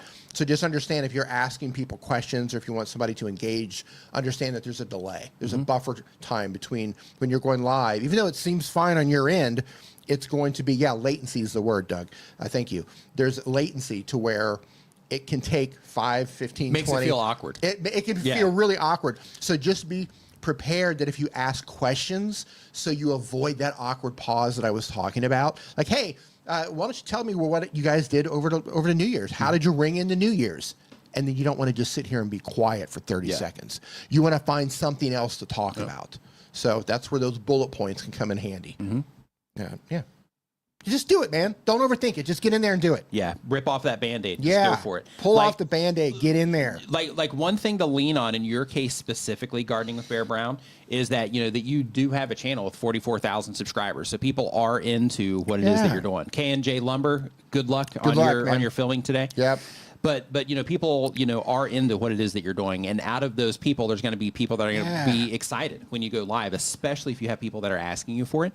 So because of that, I would just rip off the Band-Aid and just go for it and just see how people respond. You might end up in a situation like me. The first time that I live streamed, I did it so that I could learn how to live stream so I could make a video about it. And then I didn't live stream again for like a long time. And then when the mobile feature came out to be able to live stream on your mobile device, I was on a call with Brian G. Johnson. And he was like, hey, do you have this feature yet? YouTube just put it out. And I said, no. Or I said, let me check. I get a sneeze. Achoo! Excuse me. But I was like, yeah, let me check. And I had it. So I was like, hey, dude, I'll be right back. Went into the other room and streamed for like 3 hours. Yeah. So, and then, I've been hooked ever since. Yeah. So, just rip off that Band-Aid and give it a shot and just see, how you feel. You might be like, wow, this is amazing. Or you might be like, yeah, this is the worst thing I've ever experienced. I'm never doing this again. Right? It could go either way. Your first live stream might go for 6 hours and you might love every single second of it. You do you. So just to talk about latency here for a second. Here we go. Oh, we got a clock out? Because I'm just curious. And this is going to... Do you want to put up one of the cameras here so we can? I don't know if I can. Yeah. So I can do it. I got it right here. I got it right here. So the latency is going to be different based on your internet speeds, based on where you are, based on how you have your YouTube set. Well, hey. Yeah. So what we were talking about, things getting messed up live. Yeah, that's a good example. So here, I'm just going to show you how long our latency is. So I'm going to ask a question. Here's the question. How many people live stream on YouTube? If that's you, say yes. Let's see how long it takes before people start and I'm just looking, I've already hit it, and I'm going to look to see when the first person says that they're live streaming on YouTube. Okay, yes, right there, Shark Scrapper. Shark Scrapper? Yeah, you already had it, so it was like 11 seconds. Yeah, 11 seconds is our latency. Yep. Now, that's actually pretty good. It is. Yeah, I've had latency before that's been 20 or 30 seconds easily. So that's actually pretty good. But it gives you a good understanding of, there is a delay. I can't believe I dropped my phone right into the keyboard. That's great. That'd have been hilarious. So like killed the stream. Killed the stream. Yeah. Killed the stream. Spent all my savings on Bitcoin. On accident. Yeah. I was like, whoa, what just happened? Yeah. All these notifications going off on your phone. Like, thanks for the Bitcoin purchase. Bitcoin purchase. Bitcoin purchase. Yeah, like hits selling stock. What's going on? Hits the stream deck that's got all these actions on it. Yeah. All right. So next up, we have J Coin is the next channel. Sends a text message to my girlfriend, kicking her out. Right. No, that one's supposed to go out yet. Yeah. So J Coin does bi-weekly content. They've been making videos for a year or more. The type of channel is Crypto Insights. That's hilarious because we were just talking about that. Yeah, it is. Crypto Insights in news network, blockchain trading, tips, innovation, Web 3.0 content. The goal of the channel is to provide education and insight into cryptocurrency to the audience, including blockchain technology and Web 3 innovations. And the question is, hey, Nick, I've been creating videos about Pi Network recently, but I'm getting fewer views and subscribers compared to similar channels. Could it be that my channel is new, or am I missing something in my content strategy? So right out of the gate, I'm not sure what Pi Network is. So I don't know if that's like a certain type of crypto or what that is exactly. But the reason that I'm asking that is, hold on, Pi Network. So let's go into Reddit here real quick and see what it is that Pi Network is. PIE or PI? It is crypto. It is cryptocurrency. Okay. Okay. So a couple things to think about here when it comes to the videos having less views is, one, topically, I'm not sure. Like if you make videos about Bitcoin, for example, compared to Pi Network, there could just be a larger awareness about Bitcoin or Ethereum or something compared to the Pi Network, even though there might still be a lot of people that are interested in the Pi Network stuff. It's just when you make videos about some of the other content, it could just be because a lot more people are aware of it, right? So because of that, you are just topically winning on the other content that you're publishing in comparison. In addition to that, and I'm going to pull up your channel here really quick and just kind of see what it is that you are doing. Yeah, so other things too. I mean, you're getting some, you're getting some views on what it is that you're doing. And we got a lot of Pi Network stuff, but I'm going to just scroll down here and see. Yeah, we've got like Jcoin. Okay, that's your channel name. Just a heads up, you don't have to put your channel name in your title. That's not needed. Let's see here. Yeah, so it looks like the whole channel, at least for the last 3 months, has been talking about Pi Network stuff. Yeah, so in that case, you are building an audience around people that are interested in that particular topic. So, I think you are doing okay. But one thing that I would look into is, some of these, you have top 10 crypto coins to explode before 2025. People didn't care that much about that. But when you are talking about the Pi Network stuff, people, seem to care about that. And I'm just looking historically, except for this video that has 470 views on it. Yeah, it looks like you're actually just kind of hit and miss. So it looks like Pi Network here, you're at 1.8 thousand. Ripple, you're at 153. So the other Pi Network, 7,000. And then, yeah, so really, here's what's happening is some of the videos that you're putting out are just well received and some of them are not. So YouTube definitely knows who it is that should be watching your videos. There's no question there, because some of your videos are doing like substantially better than the other videos, which means that you're taking swings and you're missing with some of these other videos. So a couple things that I would think about. One is how you're packaging these up, making sure that you are experimenting. Like, okay, this video is not getting any traction at all. Let me make sure people are clicking on it. Let me look in my stats to make sure that, my click-through rate is comparable to the other videos that I have on the channel that have done well. In addition to that, compare the videos in terms of how people responded to them, in terms of audience retention and just overall engagement. So you can start to get an idea of the content that people are, caring the most about and the very specific details of the information. So what I mean by that, since you watch my content, is if I make a video about how to get views on YouTube, because that's a problem that a lot of new content creators have, those videos typically will do better than if I make a video about tools. However, if I'm trying to get views on the channel at that moment in time, then that's a good move to make that particular video. If I'm trying to generate revenue, because those don't generate a lot of revenue for me because it's just talking about, how to get views. But if I make a tool video, that particular video is going to generate revenue. So because of that, the response is going to be wildly different, even though both of them are targeted towards the same audience, right? So what you're running into here is that some of the concepts that you're talking about are, more important to people that are into the Pi Network than some of the other topics that you're talking about. So I would look at that as the first thing. Number two, I would also make sure that you are going in and you're paying attention to how people are responding to your videos, because you're not making like 5-minute videos here. You're making like, 10, 15, 12, 13-minute videos. And when you're making videos like that, you're going to get a lot of information on exactly how people are responding to each different part of your video. So I would go in and start looking for some similarities there as well to see if you can figure out like, hey, when I start my videos, I'm saying statements like this or asking questions like this, or, whatever the thing is that you're doing at the start of the videos that's grabbing people's attention, then they tend to watch, a little bit longer than when I do these other things. I would start looking for patterns like that you can lean into more now. Because, again, YouTube knows who to show your content to. It's just some of your videos that you're publishing aren't landing. Yeah, Homer Ad Repair says specific solutions to problems get views. Absolutely. Yeah. So next up, we've got With Santa. Nice. Been on YouTube for a year or more. They do children's education. The goal of the channel is to use my presence as a professional Santa to help teach children 2 to 6. A professional? Especially learn to read, count, and also fun arts and crafts. A professional Santa. Mm-hmm. That's awesome. That is awesome. Yeah. I know there are AI tools for audio. What tool will work with your video file to improve the audio in it? I've done a couple audio tests, and I think they can be improved. Probably will catch the answer on the podcast reply. I'm at work. So hey, if you're at work, ho, ho, ho, right? Yeah. Nice. Love it. Yeah, I hope you're making them presents for 2025 Yep. Christmas. Yep. Hope you and the elves are grinding it out right now. Yeah. Work those little elves, man. Yeah, Don't work no time off. Mm-hmm. Slackers. Yep. So they probably are doing all kinds of horrible things while you were out on the sled delivering all those presents. You know what? You turn your back on a North Pole elf? Yeah. Everybody knows not to do that. So I'm sure Santa knows. Yeah. So, but anyway, one tool that is fantastic for this is called Adobe Podcast Enhance. They also have it inside of Adobe Premiere Pro, and that particular tool is great for improving the audio. Now, you can go the more complicated route, which is you learn how to, process your audio through like normalizing it and EQing it and adding dynamics processing and all this other technical stuff. Or you can use a service like Adobe Podcast Enhanced, where you just upload the video there, or you do it directly inside of Premiere, and then it will just go ahead and apply it, and then you can just move some sliders around to get it, to sound better.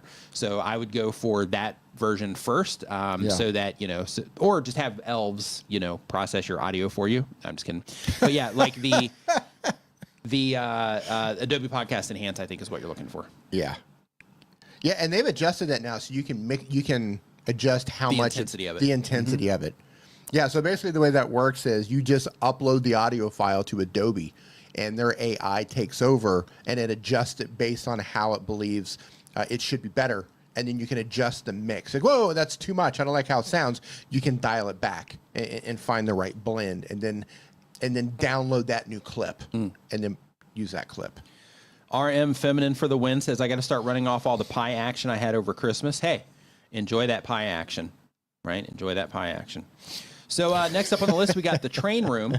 The train room is the best line of 2025. Yeah, we don't have a lot to compete with right now. Yeah. So I think I think it's pretty easy to win the best lines right now, but it'll probably get more competitive here soon as more people just keep talking.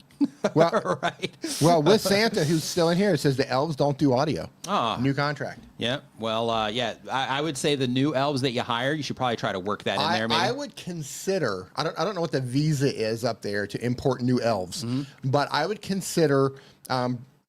New immigration policy. Yeah, H-1B elves, get some of them in there. The H-1E for the elf. elves. Yeah, I think it's the H-1E. Yeah. Bring them into the North Pole, new elves that are qualified to edit audio, and bring them in. I mean, unfortunately, it's gonna. Yeah, they might not be from the North Pole. They might not be from the North Pole, but if that's what it takes to get them in there to do the job. Yeah. Then yeah. Unfortunately, it's gonna cost some North Pole jobs. Right. But I'm sure as Santa, you probably have some pull, though. Yeah. To where you can, kind of get some of that worked out. Like, I'm sure you got connections up there. I mean, you're Santa Claus, for God's sake. Yeah.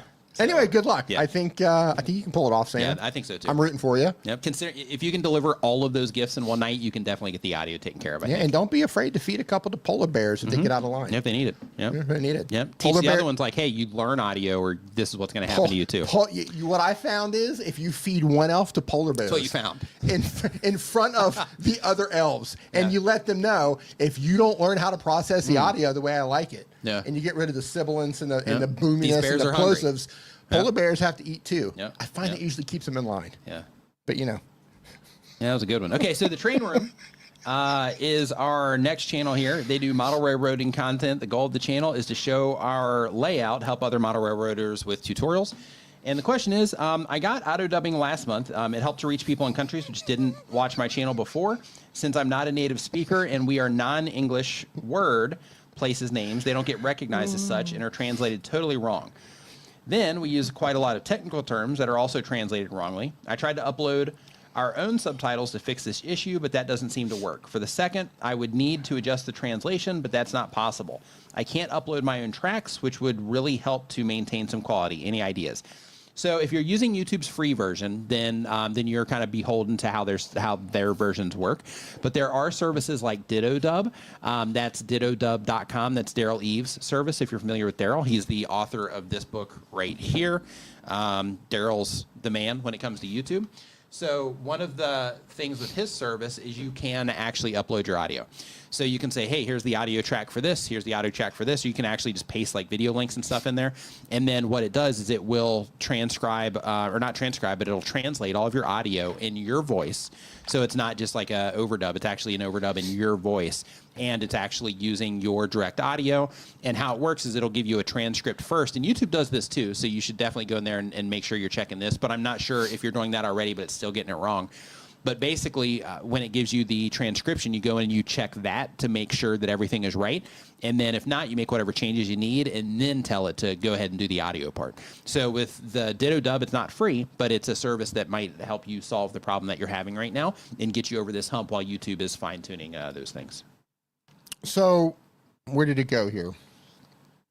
With Santa says, elves work for glitter and Sprite. Oh, okay. Nice. Good to know. Yep. The glitter keeps them going. Yep. Usually does. Yeah. Around the clock. Yep. FM Fan YT does daily content. The type of channel is a gaming channel. The goal of the channel is to get monetized. And the question is, I've been told many different things by different people. Some people are saying to do lives to get the watch hours, but it's only 4 to 5 people watching. Is it better to just put out videos instead of lives so that I can gain more subs and views?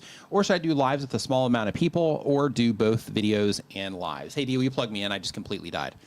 Yeah. So when it comes to doing live streams on your YouTube channel, I would make sure that you are doing live streams for the for the right reasons, in terms of, like, I want to go live because I want to go live, not necessarily because it's like, okay, this is the way that I can get, watch time faster. I mean, that is a strategy, but when you are, let me see if I can turn this thing back on. Is it back on now? Sorry about that. No, it's not. It's I could have sworn I looked under the table and it was on. It's my fault. I have the, it is your fault. I know. I have the thing right here and the light wasn't on it, and just I just didn't think it's firing back up right now. There you go. But basically, when it comes to live streaming can increase your watch hours for sure. But in that scenario where you just have, hold on. Scenario, what are you doing? Logging back in. Oh. So basically, when you have that scenario, one of the things that, that you're talking about, and I agree with, is you could practice making another video and publish that video, which might end up doing a lot better compared to, sitting there and doing a live stream for an hour or 2 hours. Like, you might be able to make a piece of video content during that time. So I support what it is that you're saying there. And I think that publishing a video might be the move if you have 4 or 5 people watching the live stream, so that you can put in the reps, right? Because if you're trying to get monetized, one of the I don't know the reason that YouTube has the monetization requirements, outside of, making sure that, people aren't, getting in there that, might try to abuse it in some way.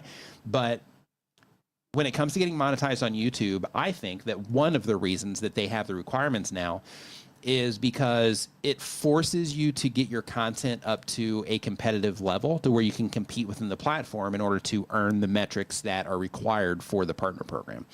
So if you go into the live streaming side and you take that approach, then you're learning how to live stream, which will be advantageous later if you decide to live stream later. But if you are trying to get better at making video content, then in that particular case, you might be better off spending that time that you would spend preparing your live stream, getting everything ready for it, and then live streaming. You might be better off spending that time making video content so that you can practice making video content and you can intentionally be trying to get better through the content that you're making.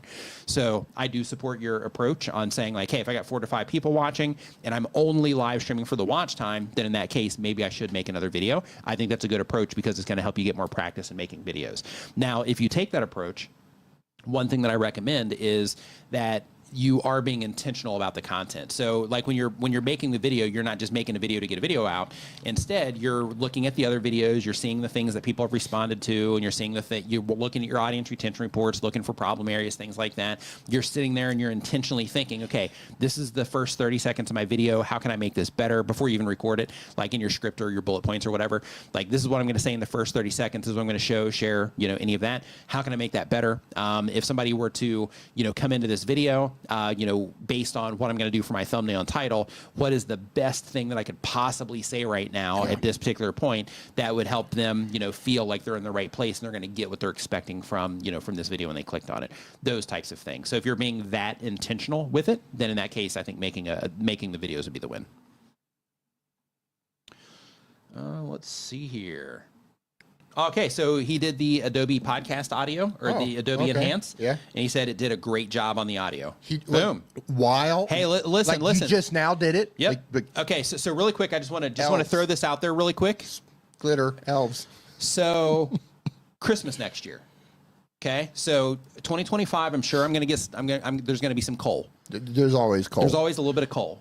So I would appreciate it if you just kind of overlook that coal and just exchange, for the hookup with the, audio solution there.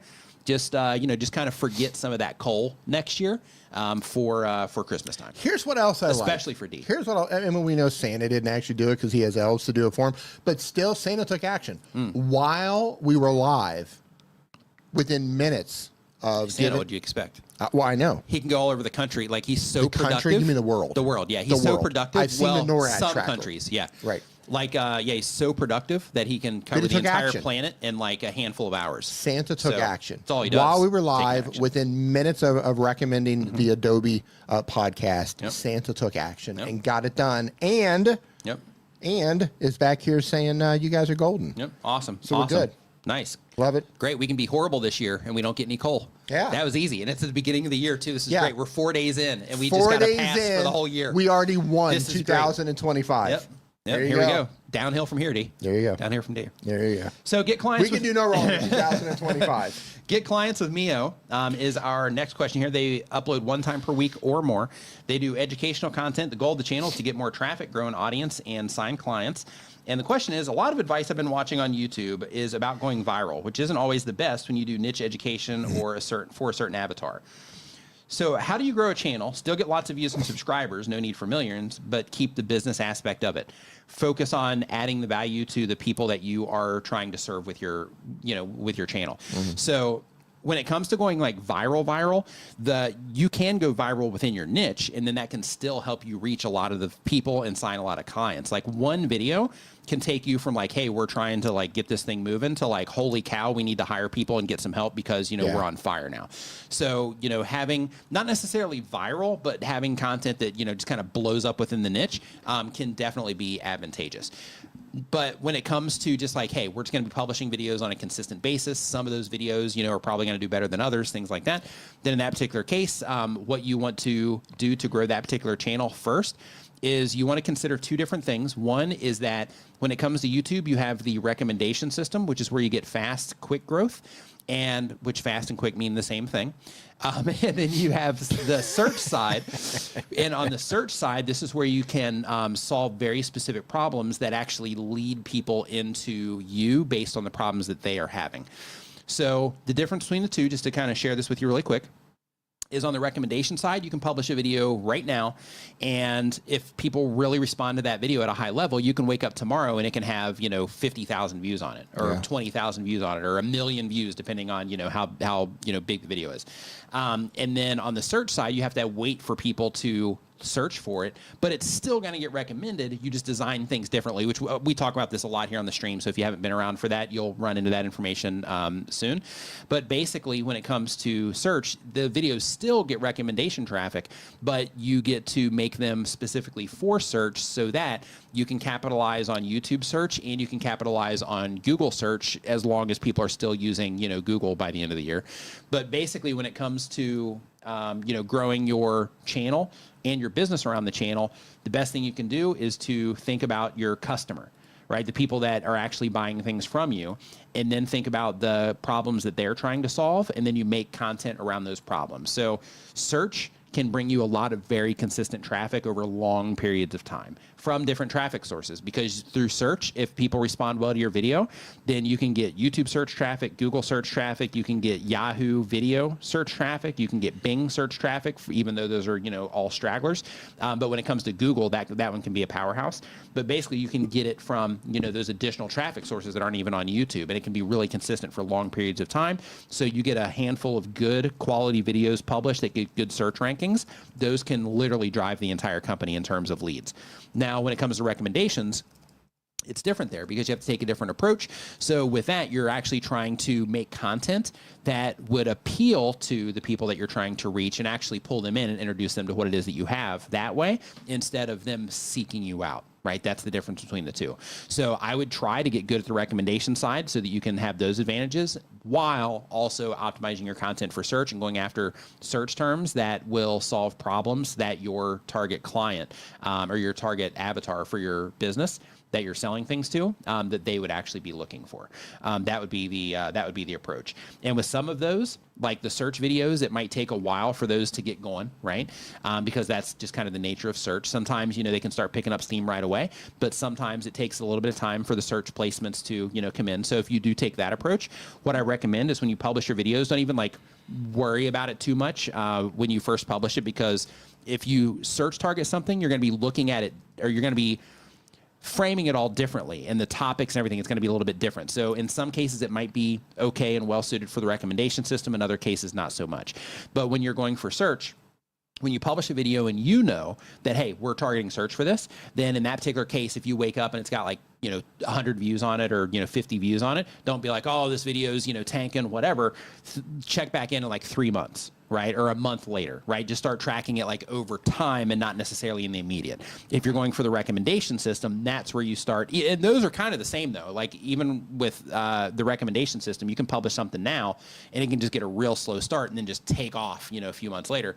But the idea is when you're intentionally targeting recommendations, then you can say, okay, people aren't really clicking on this that much from the recommendation system based on my analytics. So because of that, do I need to reframe this? Do I need to update the thumbnail? Do I need to update the title? Is there anything that we can do here to make this a little bit more compelling? That kind of stuff. But you're just taking different actions based on the traffic sources that you're targeting with the content. Hey, we got Roberto Blake in the house. Hey, what is going on? Roberto Blake is the author.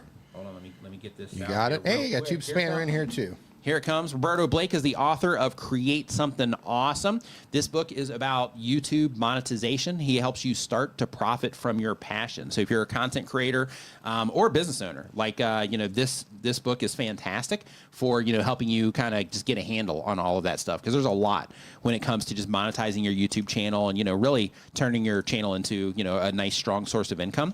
So definitely check this out. It's available on Amazon. I think I have a link to it down in the description, but you can just look for Create Something Awesome on Amazon. Another thing too, for the Mio channel that we just answered the question, since you are a business content creator, get clients with Mio, I would look for Roberto Blake's name here in the chat. If you are not familiar with him yet, I would definitely make sure that you are subscribed to his channel as well, because he does talk a lot about business as a content creator. As well, where I focus more on unless it's in a live stream, my channel focuses more on helping content creators, on the content creator side, where his is for content creators and for business content creators. So definitely make sure that you are checking him out over there. But he says, dropping video 3 out of 3 for 2025 right after your stream, Nick. Awesome. There you go. Awesome. Love it. Brodo's off to the races. Tube Spanner. Tube Spanner in the house. What's going on, Danielle? Says we started a new channel about calendars on January 1st. We've got 12 months of content. Nice, nice, nice. Wah, wah, wah, wah. Love it. Nice to see you, Danielle. Hope that you're doing great. So, so next up on the list here, we got clients with Mo. So we've got JJ, the Lonely Bull in Asia, is our next channel here. And by the way, if you are just joining us, we're talking about all kinds of things related to YouTube. So what I'm doing right now is I have the form that is down in the description. I also have it pinned at the top of the chat right now. And people are putting their questions in there, and I'm answering them in the order that they come in. So if you have a question about anything it is that you're doing on YouTube, feel free to put your question in there. And if we get to it on the stream today, then it will get answered here. If not, I actually plan to do stuff with some of these leftover questions here in the very near future. So, so because of that, you might see it pop up somewhere else as well. So let's see here. So next up, we've got travel and egrets. The goal of the channel is to share my experience living and traveling in Southeast Asia. And the question is, this year I reached 1 million views and I have over 12,000 subscribers. I feel I'm having decent organic growth. What's the advantage of having a paid membership subscription? What's a fair price for a channel my size? And what content would be of value to members? So in terms of how much for a channel for your size, what you charge for things has nothing to do with the size of your channel. Yep. It's more about the value that you are offering and what you think it is worth more than the size of your YouTube channel. So the size of your YouTube channel, you know, if you have a super engaged community, that might come into play in some cases. If you're like, hey, you know, just because I have a bigger channel, I'm going to charge more. If you think that, you know, that adds some type of value to it, then, you know, you could. But when it comes to your channel size, I really wouldn't factor that in. I would look at it more in terms of what can I offer people from my experience, and from that experience, what would that be worth in my opinion. Also think about the maintenance that you're going to have to put into it, because there's some people that will have a course to where it's just like, hey, I make this series of videos, publish it, and then I'm done. No more interaction. I don't answer comments about it. I don't, you know, engage with anybody. I don't do anything. There's that approach.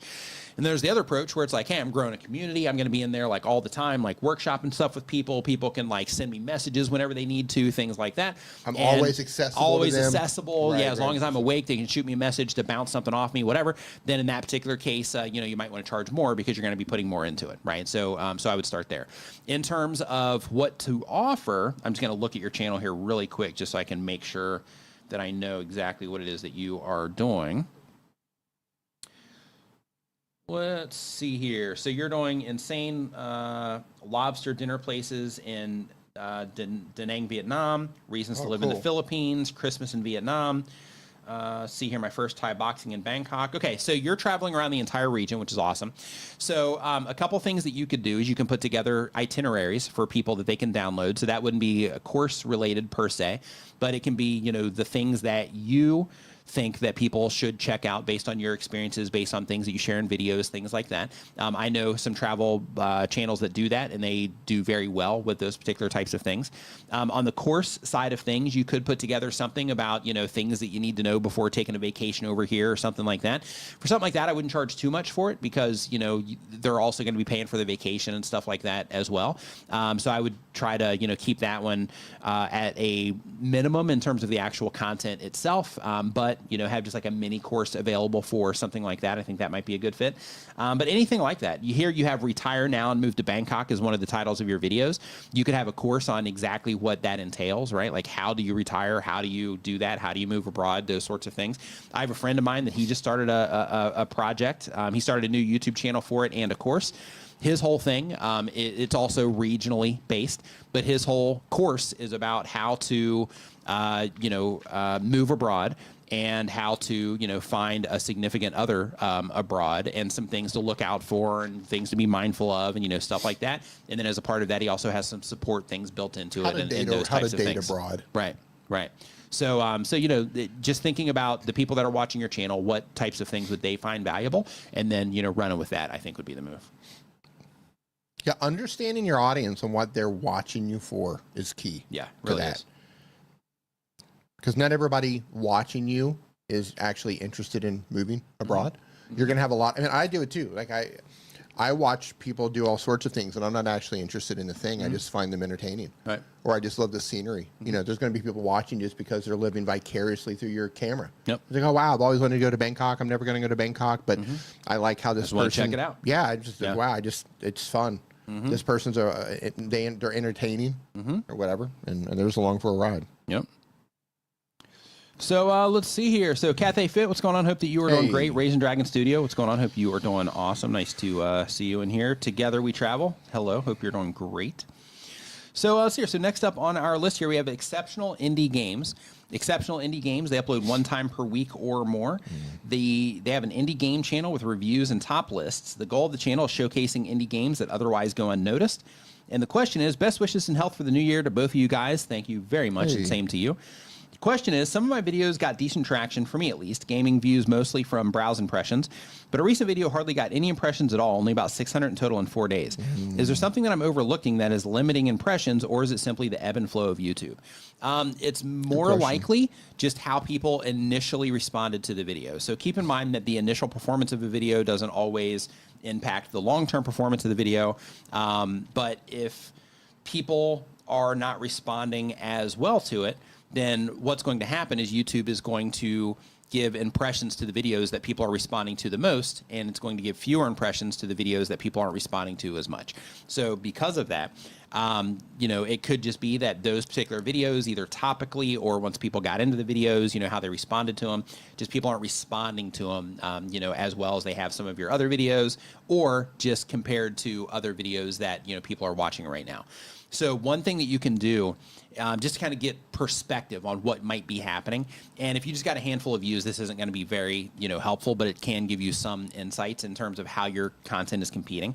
If you go into your audience retention reports, and then you select the drop down for, and what your audience retention reports are is it's a graph, a second-by-second graph that you get from YouTube for every video that you publish, and it shows you how people are responding to your content, you know, over time. So you have the absolute retention, which is the retention of the video just standing there by itself. This is how people responded to each individual part of your video. And then you also have compared to other videos or relative retention.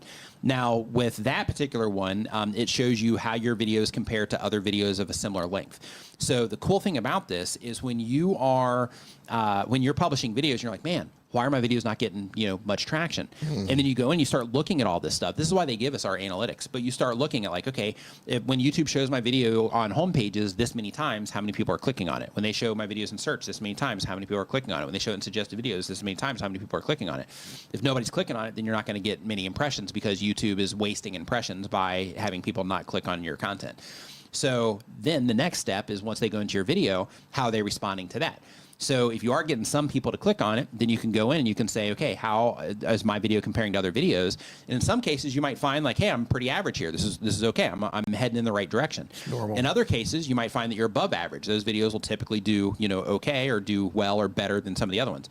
And then when it comes to looking in your videos and seeing that they're performing under average, then that's where you're like, oh, okay, so now I see what's going on. So let me start working on trying to make the videos better so that as people are coming into the videos, they start responding to them better. And then you start tracking that as a thing. So it's like, okay, if I've been way under average for a lot of my content, then in that particular case, let me spend the next like 3 months or 6 months working on just doing everything that I possibly can to make my videos better, experimenting with different ways to open my videos and get people from section to section to section of my video. And during that process, while you're trying to raise your overall retention on your video, you also want to be tracking that compared to other videos so that you can just get a gauge on like, hey, how much am I improving or not, so that you can, you know, make yourself more competitive, so to speak. Next. How are the questions? We're on 17 right now. So next up, we've got SOS Percy, I hope I'm saying that correctly, does daily content.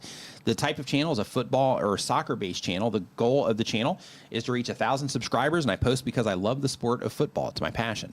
Question, how do I get people to comment on my shorts? My shorts are normally 15 seconds to 2 minutes long, but I barely get comments even when I ask questions. Okay, so if you have a 15-second short, I want you to think about the process that's happening.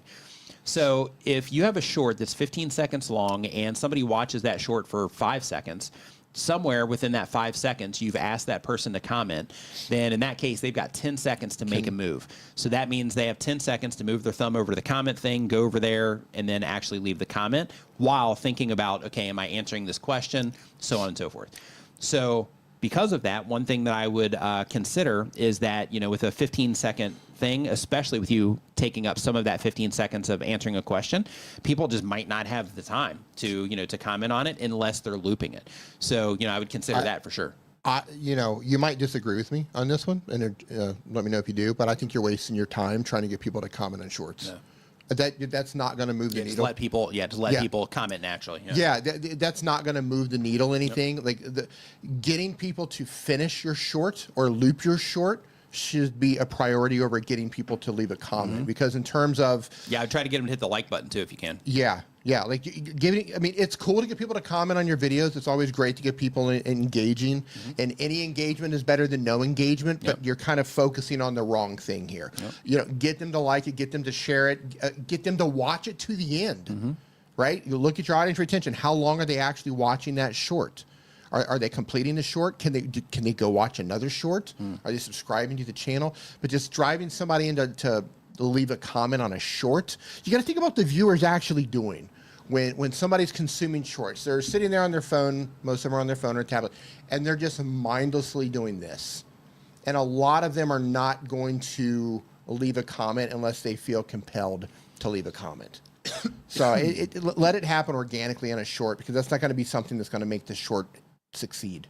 You're not going to be like, oh, I'm getting more comments on this short, therefore this short is now getting more views. What's going to get more views is if people are watching that short more, they're watching more of that short, and it's more competitive, and people are actually watching that short longer, and it's staying in the short shelf, and it's competitive with all the other shorts that your viewers are interested in. That's going to get more views. Okay, so I want to answer a question here out of the chat, just because they're brand new to YouTube. So Ishmi says, I'm new to YouTube, and I just joined yesterday. One second. Go ahead. Build Fix with Mooney says, D, I hear you, but I have thousands of comments on shorts. That's fine. You can get lots of shorts have tons of comments. I think what he's saying is don't try to get people, don't like waste the viewer's time with being, you know, with trying to get a comment.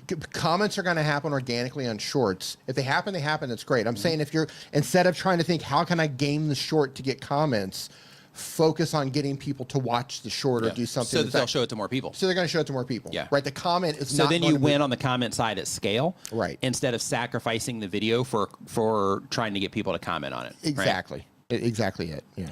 So Ishmi says, I'm new to YouTube and I just joined yesterday, and I've uploaded my first video yesterday thinking that it would get views, but it only got 5. What can I do in my second video to improve and maximize reach?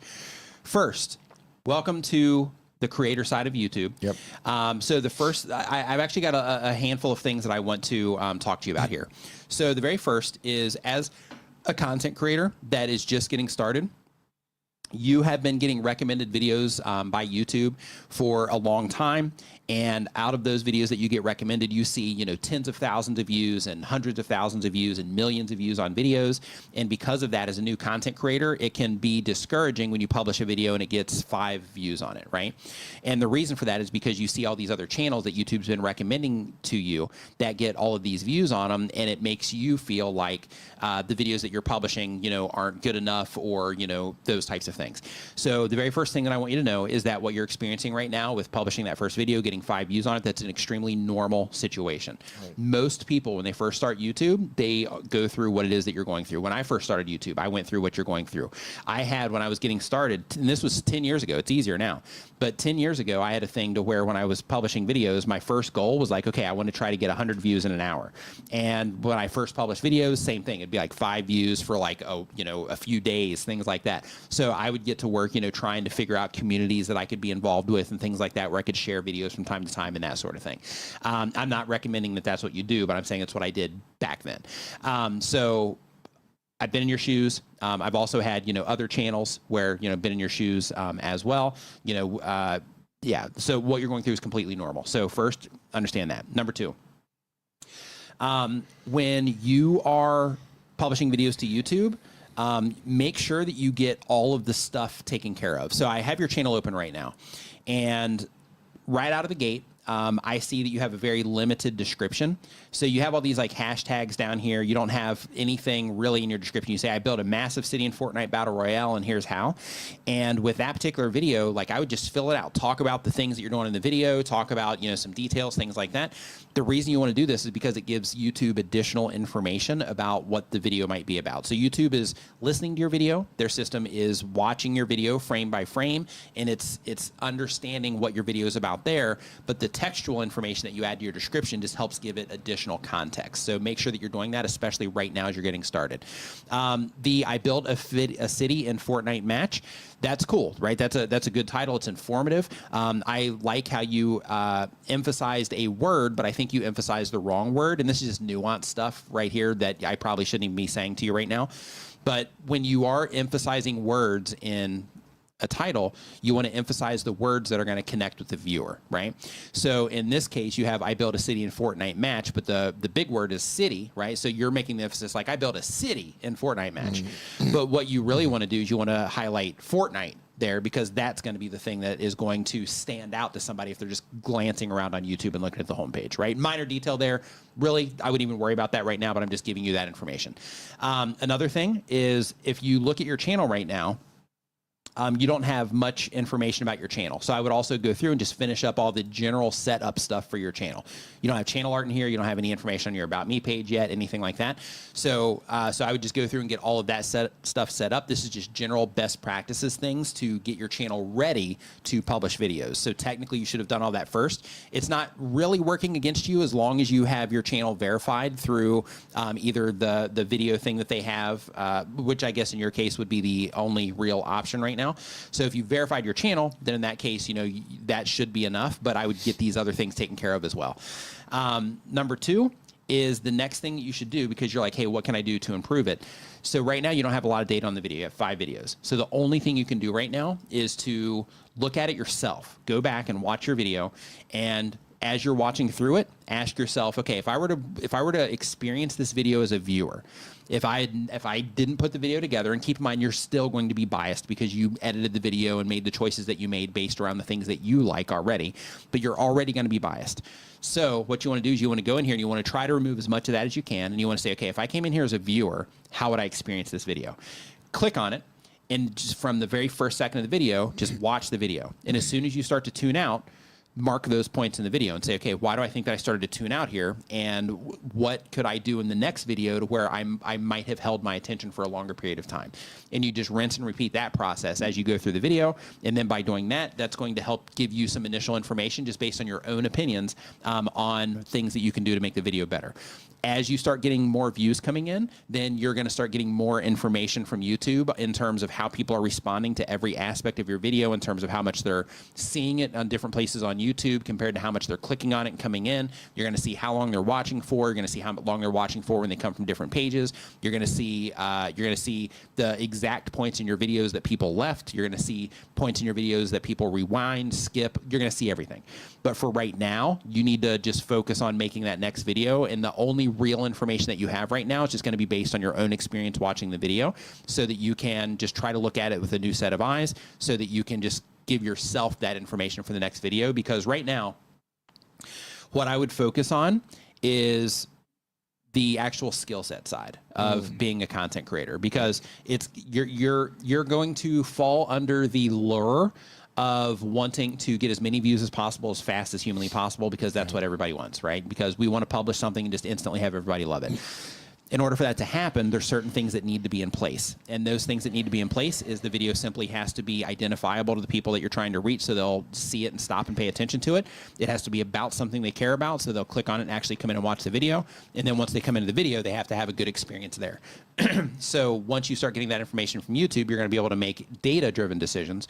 But right now, you're going to be in a position to where your next video is going to be based on intuition and how you respond to this video as you're watching it, in places that you think that you could do better. And then through that process, as you continue on making more content and practicing by making videos, then you're going to start improving. And as you do that, then you'll start getting real data from YouTube to where you can start making some really informed decisions from there. But right now you're in that very first moment of like, hey, I just published something. You got 5 views on this video that I'm looking at right now. So right now just focus on just trying to make that next video a great video. Now, one thing that I can tell you is you made this video on Fortnite. I don't know if your whole channel is going to be a Fortnite channel or not, but one other thing that's really important for you to know right now is that yes, you can just upload whatever you want and just wait for something to take off and then go in that direction. But if you can try to think about right now, if you are trying to actually grow the channel, this year, one thing that I would recommend is that if you can, try to think about like, okay, what I want to turn this channel into. Do I want it to be a Fortnite channel? Do I want it to be a general gaming channel? Those types of things.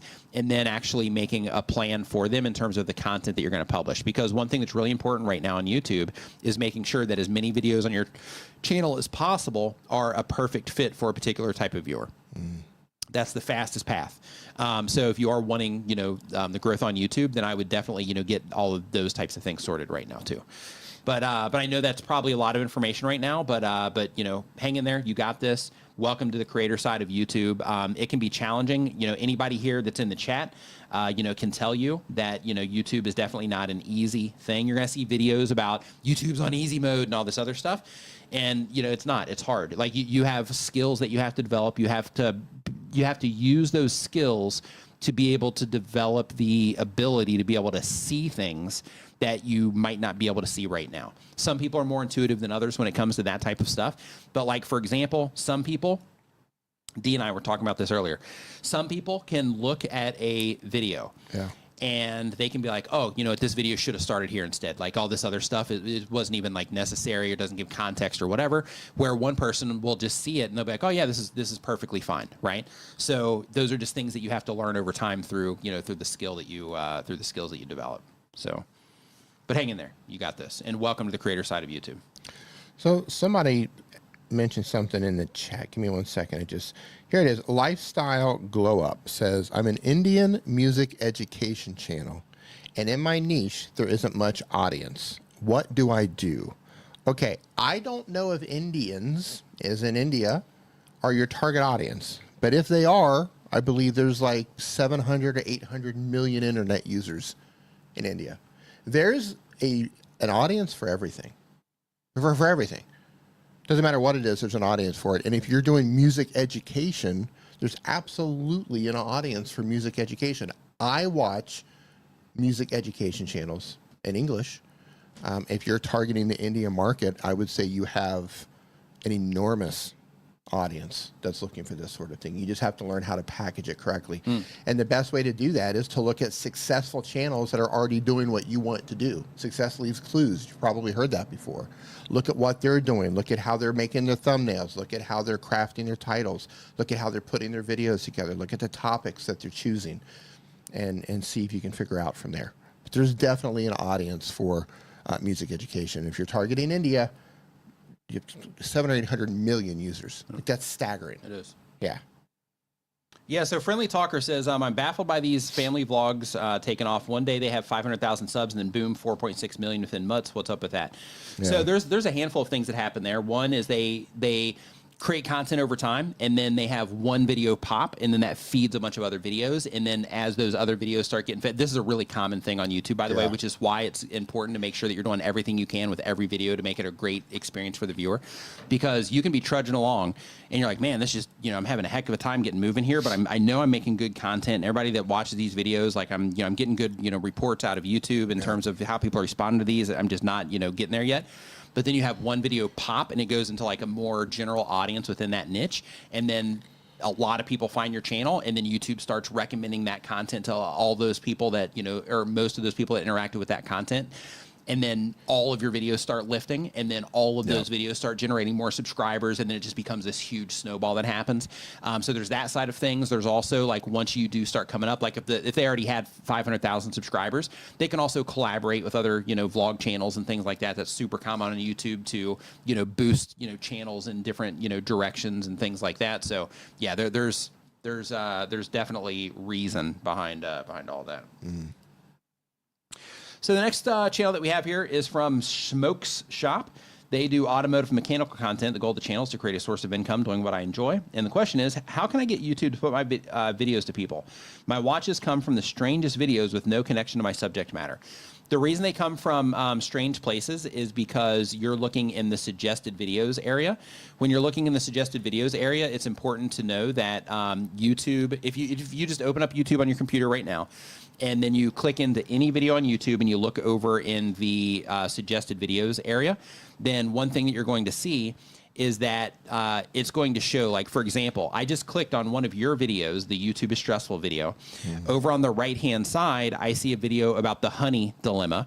I see a YouTube is Obsessed with AI video. I see if you love Thailand, do this in 2025 from a channel called Retired Working for You that I watch. So basically, even though I'm watching your video on your channel talking about something YouTube related, YouTube is recommending this other video to me from a channel that I watch here in Thailand. So what it's doing is it's catering those videos to the viewer. It's not about your channel per se. It's about somebody's watching this video on YouTube, and since somebody's watching that video on YouTube and YouTube thinks that your channel or your video is a good fit for that particular viewer, then they can show that content to them in the suggested videos. In addition to that, if you look at the very top part of that suggested video area, you're also going to see chips going across the top where you can select, like, okay, I want more videos from this channel, or I want related videos, or I want videos more for like a For You type of selection. I want recently uploaded videos, things like that. And as you click these different options, it resorts those suggested videos. And because of that, people are going to come into videos from all of these different places. And it's going to seem like YouTube's recommending my videos next to stuff that doesn't even make sense. But it's actually recommending your videos to viewers that it thinks is a good fit for your content, regardless of where they are on the platform. That's what's going on. So in terms of how to get viewers to, or YouTube to show your videos to more people, that all comes down to the content itself. So if you look at my channel, you'll see that some videos do really well, some videos not so much. And the reason for that is some videos, you know, more time goes into them, more thought goes into them, things like that. Or they're made for the purpose of, you know, like, hey, these are going to get in front of more people. And because of that, those typically will drive either more ad revenue or will drive more subscribers. And then you have other stuff to where it's like, hey, the purpose of this video is to spread awareness about these particular tools that I work with, or a tool that I work with, or to let viewers know that these particular types of tools are available for the people that care about, you know, tools that can help them be more efficient. So in that particular case, I'll publish that video knowing that in the immediate that it's probably not going to do that great. Long term, it'll probably do okay, but in the immediate, it's not going to do that great. And because of that, what happens is when I publish a video on one thing, then in that particular case, a lot of the recent viewers that are interacting with my channel that YouTube shows that to, a lot of people respond to it. A lot of you guys respond to it. And because of that, it kind of helps it get legs immediately. And then for the other content that you don't respond well to, then that helps it not get legs immediately, right? Because when you don't respond, just like, you know, your videos, when you don't respond, then it tells YouTube like, hey, the people that are most engaged with my content aren't enjoying this. So because of that, this might not be a great video, at least for his immediate audience, right? So, so when it comes to your content as well, Smoke Shop, just, you know, keep in mind that everything on YouTube is a competition, and as a part of that competition, your videos have to compete with other videos that YouTube is recommending to the people that they are recommending your videos to as well. Okay, so one way that you can see how your videos are competing is by going into your compared to other video stat and your audience retention reports. That's going to give you a general idea of how you're keeping up. And also just, you know, looking, okay, YouTube's showing my videos to this many people on the homepage. How many people are clicking on it from there? They're showing it to this many people in suggested videos. How many people are clicking on it there? If they click from suggested, how long are they watching for? If they click from a homepage, how long are they watching for, right? And it just helps you get more informed on how people are responding to your content and how people are responding to your content based on where they're coming into the content from, so that you can make decisions based on, you know, all that stuff that you're seeing. Well said. Thank you. Next up, we've got Learn Spanish World. What's up, my dude? Says the goal is to provide educational value to Spanish learners while I try my utmost to grow a business and stop working for the government. Question. Stop working for the man. Rosetta Stone reached out to me about doing a video to promote their language program. They want one YouTube video integration, 60 to 90 seconds, a link in the video description. They're offering $1,200 for it. Do you think this is a good offer, or should I ask for more? Not really sure. What is fair for something like this? So what is fair for something like this is based on what you think is fair. So I know that's not what you want to hear, but some people are going to be like, wow, that $1,200 just to like mention somebody in a video and put some like video description. Yeah, like I'm all in. Really quick, make sure that this offer is actually coming from legit. them. Yeah. Put in your due diligence. See if you can contact somebody there. There's a lot of, if they've just reached out to you just out of the blue through email, do some work to make sure that it's actually legit. Be careful with opening PDFs and that sort of thing. Go ahead. Sorry to interrupt. No, you're okay. So, when it comes to that price, you know, some people would be over the moon of that. Some people would just laugh and not even respond to the email. So it just comes down to, you know, your personal thoughts. So one problem that I do see though is they have one YouTube video integration, 60 to 90 seconds. So if you keep in mind that when it comes to a 60-second video, that's 2 full-length shorts. Yeah. That's a pretty long mention. Yeah. So I recommend that if you can, try to get them down to 30 seconds and explain to them.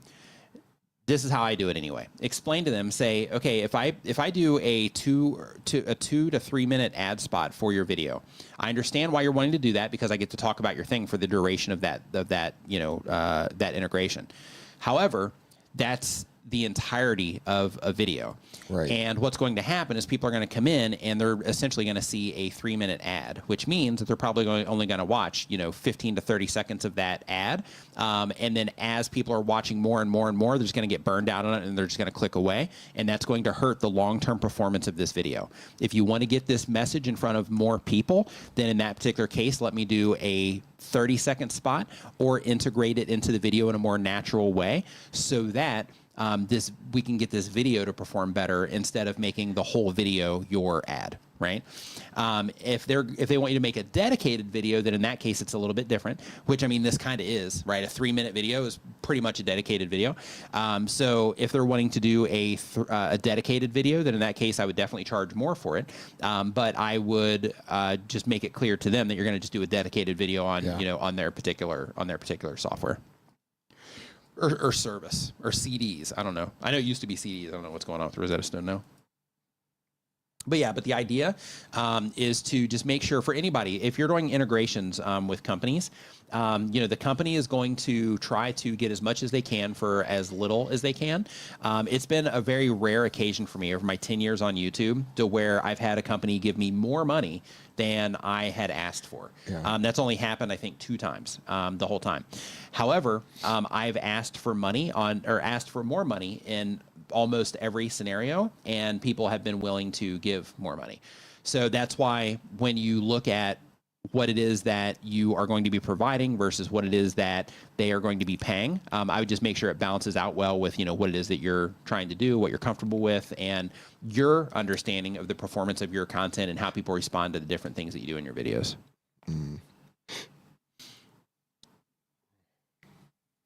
Yeah, I think the thing that you have working against you in your case is I'm just looking at some of the videos here, and it seems like your sleeping videos, and you've mentioned this before too, but like your sleeping videos do well. Like you've got like 7.6 thousand and 6.1 thousand, but then when you have like learn how to say how have you been in Spanish, those get like 800 views.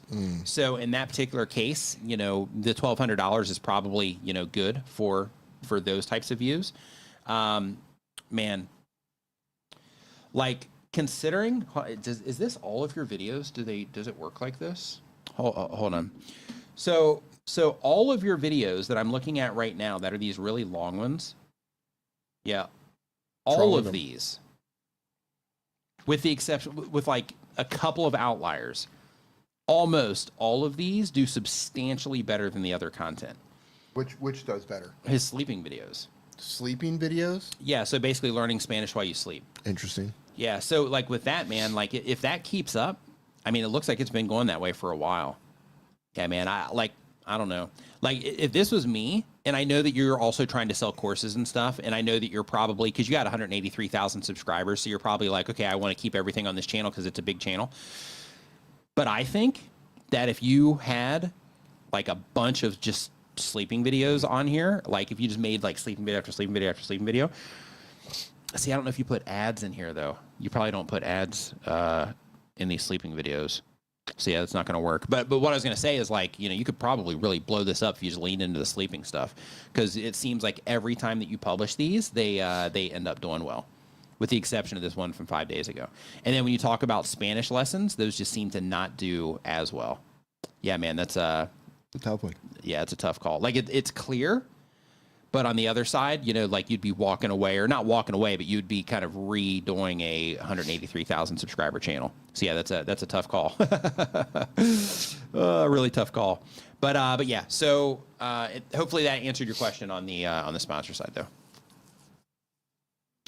So Create and Relate says, what does Outliers actually mean? I see it in places like TubeBuddy and vidIQ, but what is it? So what it is it's people trying to sell you software.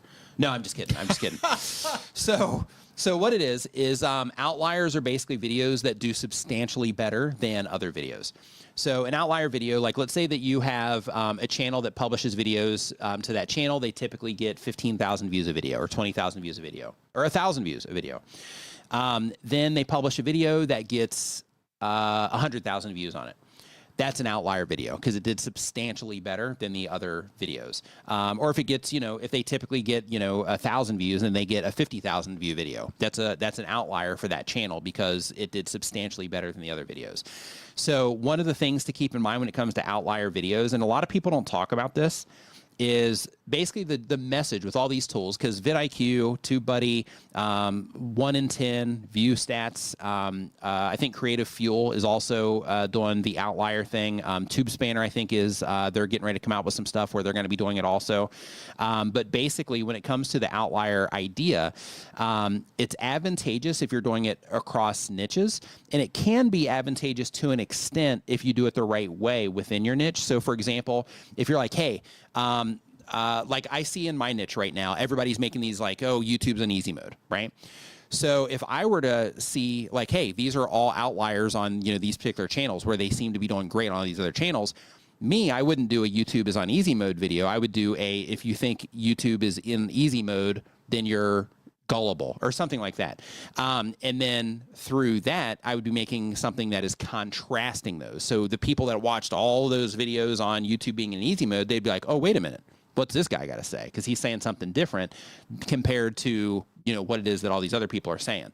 So basically you, in that particular case, you would leverage all those outliers to say something contrasting in order to, you know, bring more attention to your video, right? That's kind of the approach there if you do it within your niche. A great way to use outliers is other niches. So for example, let's say that you, like in my case, if I have like a channel that teaches people about music, and I notice like, hey, they put out this particular video and it did like way better in their niche, and then somebody else in their niche put it out and did way better, and they framed everything the same and, you know, all this stuff, then in that particular case, I might look at it and say, okay, so when they do it in this niche, it pops. Would this be appropriate for my niche? And if so, how could I frame it for my niche so it would be something, you know, that nobody's seen in my niche before? Then in that particular case, you are leveraging something that's been popular somewhere else, and then you're applying that, or you're kind of bringing that into your niche to create something unique and original, which by default has a higher chance of becoming an outlier, you know, in your niche as well. So when it comes to outliers, that's kind of the concept, is basically it's videos that do substantially better. And then it's also, you know, a thing that you can leverage to bring more attention to yours, depending on the approach that you take based on what I just described. And it's also a good way to kind of pay attention to things that are working in other niches, to where you might be able to introduce those concepts into yours. There's also Vilio too. I don't know if you guys have heard of that one, but Marcus Jones, he has a tool also called Vilio. And with that one, they do a lot of outlier stuff in that particular one too. And I think Spotter does it also. So basically, I think it was like View Stats, I think might have been the first to put it out there. And then after that, like everybody's like outliers, outliers, outliers, outliers. And this has been a concept that's been around forever. But you know, one company is like, hey, I'm going to do it. And then like everybody else is like, yeah, well, let's do it too. So that's just kind of how those types of things seem to work. Hey, if you're getting some ideas here, yeah, you definitely should be here every Saturday, because this kind of stuff, this is how it goes down. It's how it goes down here. So, so next up on the list here, we got Mech Mania X is our next channel. They upload 1 time per week or more. They've been making videos for 1 year or more. The type of channel is tips and tricks gaming channel. The goal of the channel is to reach out to small companies once I hit 1,000 subscribers for sponsors. Question is, how do I smoothly go from my viewer watching me, let's say, how to upgrade for skills in X game, for example, to recommending my viewer to watch another one of my videos, which is on the screen as an end card? So I have an entire video. I might have more than one video on how to end your videos. Make sure that you check out that video. So for example, the way to find that and the way to solve all of your YouTube problems, I probably have a video on whatever problems anybody here is trying to fix on YouTube. Just go to YouTube search and type in Nick Nimmin, how to end videos, right? Or how to start videos, like that kind of stuff. And I've probably got a video on. I got like 600 and something videos on my channel. But, and I've got similar videos on other channels too. But the idea is, when it comes to transitioning people into your end screen, the idea is to think about the video that they're currently watching.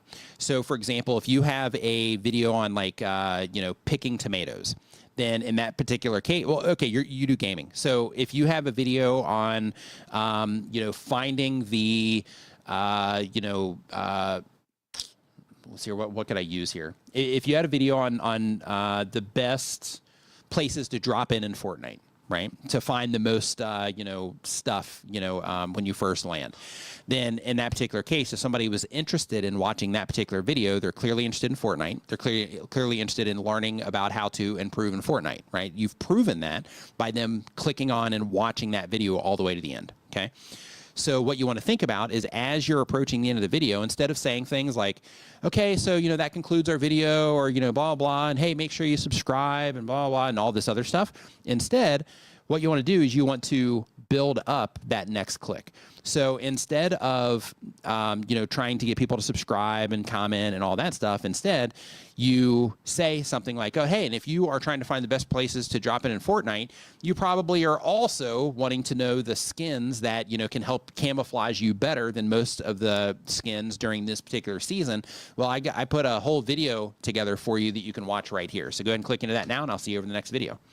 And then what you do right there is you set it up to where it makes sense to the viewer based on what it is that they care about. And then from that, you lead them into that additional video. And Roberto Blake, he mentions here, he says, I have several thoughts on YouTube easy mode, but mostly I think it's something small channels want to believe is true. It gives them hope. Totally. Without question. And it's being leveraged that way, right? So, you know, when it comes to YouTube, I mean, Roberto, you and I have been doing this, you know, for long enough to know that the, you know, like when people start YouTube channels, everybody wants to figure out how to get their videos to get more views. Instead of facing the reality of, okay, in order to get more views, I need to make good content decisions. I need to target a clear audience, and I need to make sure that my thumbnails are clear in terms of helping viewers identify it's something they care about. I need to make sure that my titles are compelling, as long, you know, topic as well, because it's all reflected through your thumbnail and title. And I need to make sure that I create the best possible viewer experience that I possibly can. That particular part right there, and learning how to do that, that's the part that people know that they need to do. But people hope, like you're saying right here, where you're saying that you think it gives people hope. I agree with that, because when you see a video that says YouTube is on easy mode now, and then you also see all these thumbnails where people are making videos about slide this slider to get more views, right? Things like that, then it starts creating this, or suggesting this idea that in order to get views on YouTube, all you have to do is click a button, instead of actually learning how to make content, right? So I think that even though people are trying to learn how to make better content, I think people are looking for that, like, hey, I'm new, maybe I'm overlooking something. So because of that, let me watch some of these videos and see if I can, you know, find that button that maybe I don't have set right, or whatever the thing is. Yeah. I think there's a lot of channels that are leading new creators astray. Yeah, me too. Yeah. Just leading people in the wrong direction, thinking that... Leading people astray for profit. Leading people astray for profit. The bottom line is this. YouTube is full of skills that you have to learn. Yep. Just like anything else. If you want to learn how to play an instrument, learn how to play a sport, you want to pick up a hobby, learn a second language, start a new job, whatever it is that you want to learn how to do, you have to learn how to do the thing. YouTube is no different. You have to put in the work. You have to get in your reps. You have to learn how to choose the right topics, how to edit your video, how to write titles, how to make thumbnails, or how to choose the right imagery for the thumbnails. There's skills that you have to learn. Unfortunately, there isn't a lever to push, or it's a slide. There isn't a button. There are some things that you can do along the way that you don't want to skip. Hey, don't forget to do this. Don't forget to do that. But there's not an easy mode. Yeah. It's just, you just have to put in the work, and you have, through trial and error, you have to figure out how to do it. Some of you are going to be better at it than others naturally. Yes. And that's true for anything. Some people are faster at learning a sport. They're faster at learning a language. Exact same thing applies to YouTube. Yep. You got to put in your reps. There's no shortcut. Absolutely. Skills. It always comes down to a skill issue. Yep. And by the way, and I'm sure, and is Roberto still in here? Was that a recent thing that he put up, that you put up from him? Yes. Yeah. So I know you, and I know Roberto, and myself, and anyone else in here who's been doing this for quite some time. Regardless of the level of success you've had on the platform, everyone is still learning. He's still learning. I'm still learning. Roberto's still learning. We're all still figuring out what works, because our audience shifts and it changes, and people's interest changes, and what worked. And creators are getting better too. Creators are getting better. There's more competition. What may have worked 2 years ago doesn't necessarily work today, and it won't necessarily work in 2 years from now, or maybe 6 months from now. Like, everything is changing, and it's changing rapidly, and everyone involved in this, you have to stay on top of. You got to learn the skills, and you have to keep progressing and learning more skills and new skills, and how to adjust along the way. Mm-hmm. Yeah, the audience changes too. Absolutely. Yep. It's how it is. Yeah, you just got to put in the work. Yeah, at the end of the day, though, good content. Like. Yeah, how many times have you? And think about this. I've lost count of how many videos I've seen with just, and it looks like YouTube chose the thumbnail. It's like they didn't even upload a thumbnail. Mm-hmm. YouTube just grabbed a screenshot out of the video, and it'll just be some person sitting there, and it's just like, 12.8 million views. Mm-hmm. And it's just some title that just happens to resonate with people, and whatever it is that they're saying in that video, it just resonated with people. Yep. They made something that connected with an audience automatically, even if they didn't mean to. They might not have put any effort into it whatsoever, other than the fact of, I've got something I want to say. Mm-hmm. I want to say this. This is what I think the title should be. A lot of times there's no descriptions. Yeah. And they just upload it. Boom. Yep. It happens. So Mech Mania says, what are some channels that are leading creators away from money? Which channels should we stay away from? So I unfortunately, I'm not going to throw anybody under the bus. And the reason that I'm not going to throw anybody under the bus is just, from a professional standpoint, that's just not the right thing to do. Like, sometimes people are leading people astray and they don't know it. Sometimes people are sharing stuff and they think that it's, accurate, and it's not. Sometimes people, they do have, okay intentions, but maybe they're just not executing it well, things like that. Some people are just like, you can blatantly see it. Like, if you just go and look at somebody's YouTube channel, in some cases you can be like, oh yeah, this person's probably, just going to throw everything at me just for the sake of trying to get me to click on something. So yeah, like you can just look at the channel. So what I recommend that you do, if you are trying to uncover, those folks, the very first step is to look at what they're selling. Like, everybody has courses and things like that, which is perfectly fine. But go and look at like what it is that they're actually offering with some of those things. Google those people, look at like the reviews on some of the stuff that they're doing.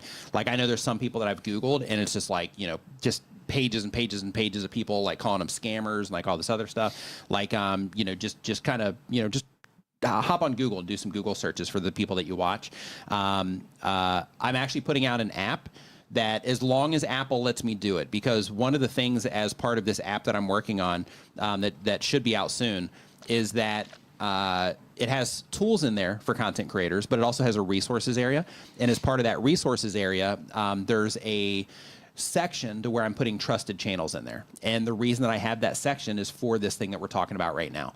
So basically, out of those trusted channels, I'm putting trusted channels for like YouTube tips and advice. I'm putting channels for gear. I'm putting channels for just conversations and stuff like that with, content creators, things like Colin Samir. They're excellent over there. John Uche, excellent, right? So they're going in there.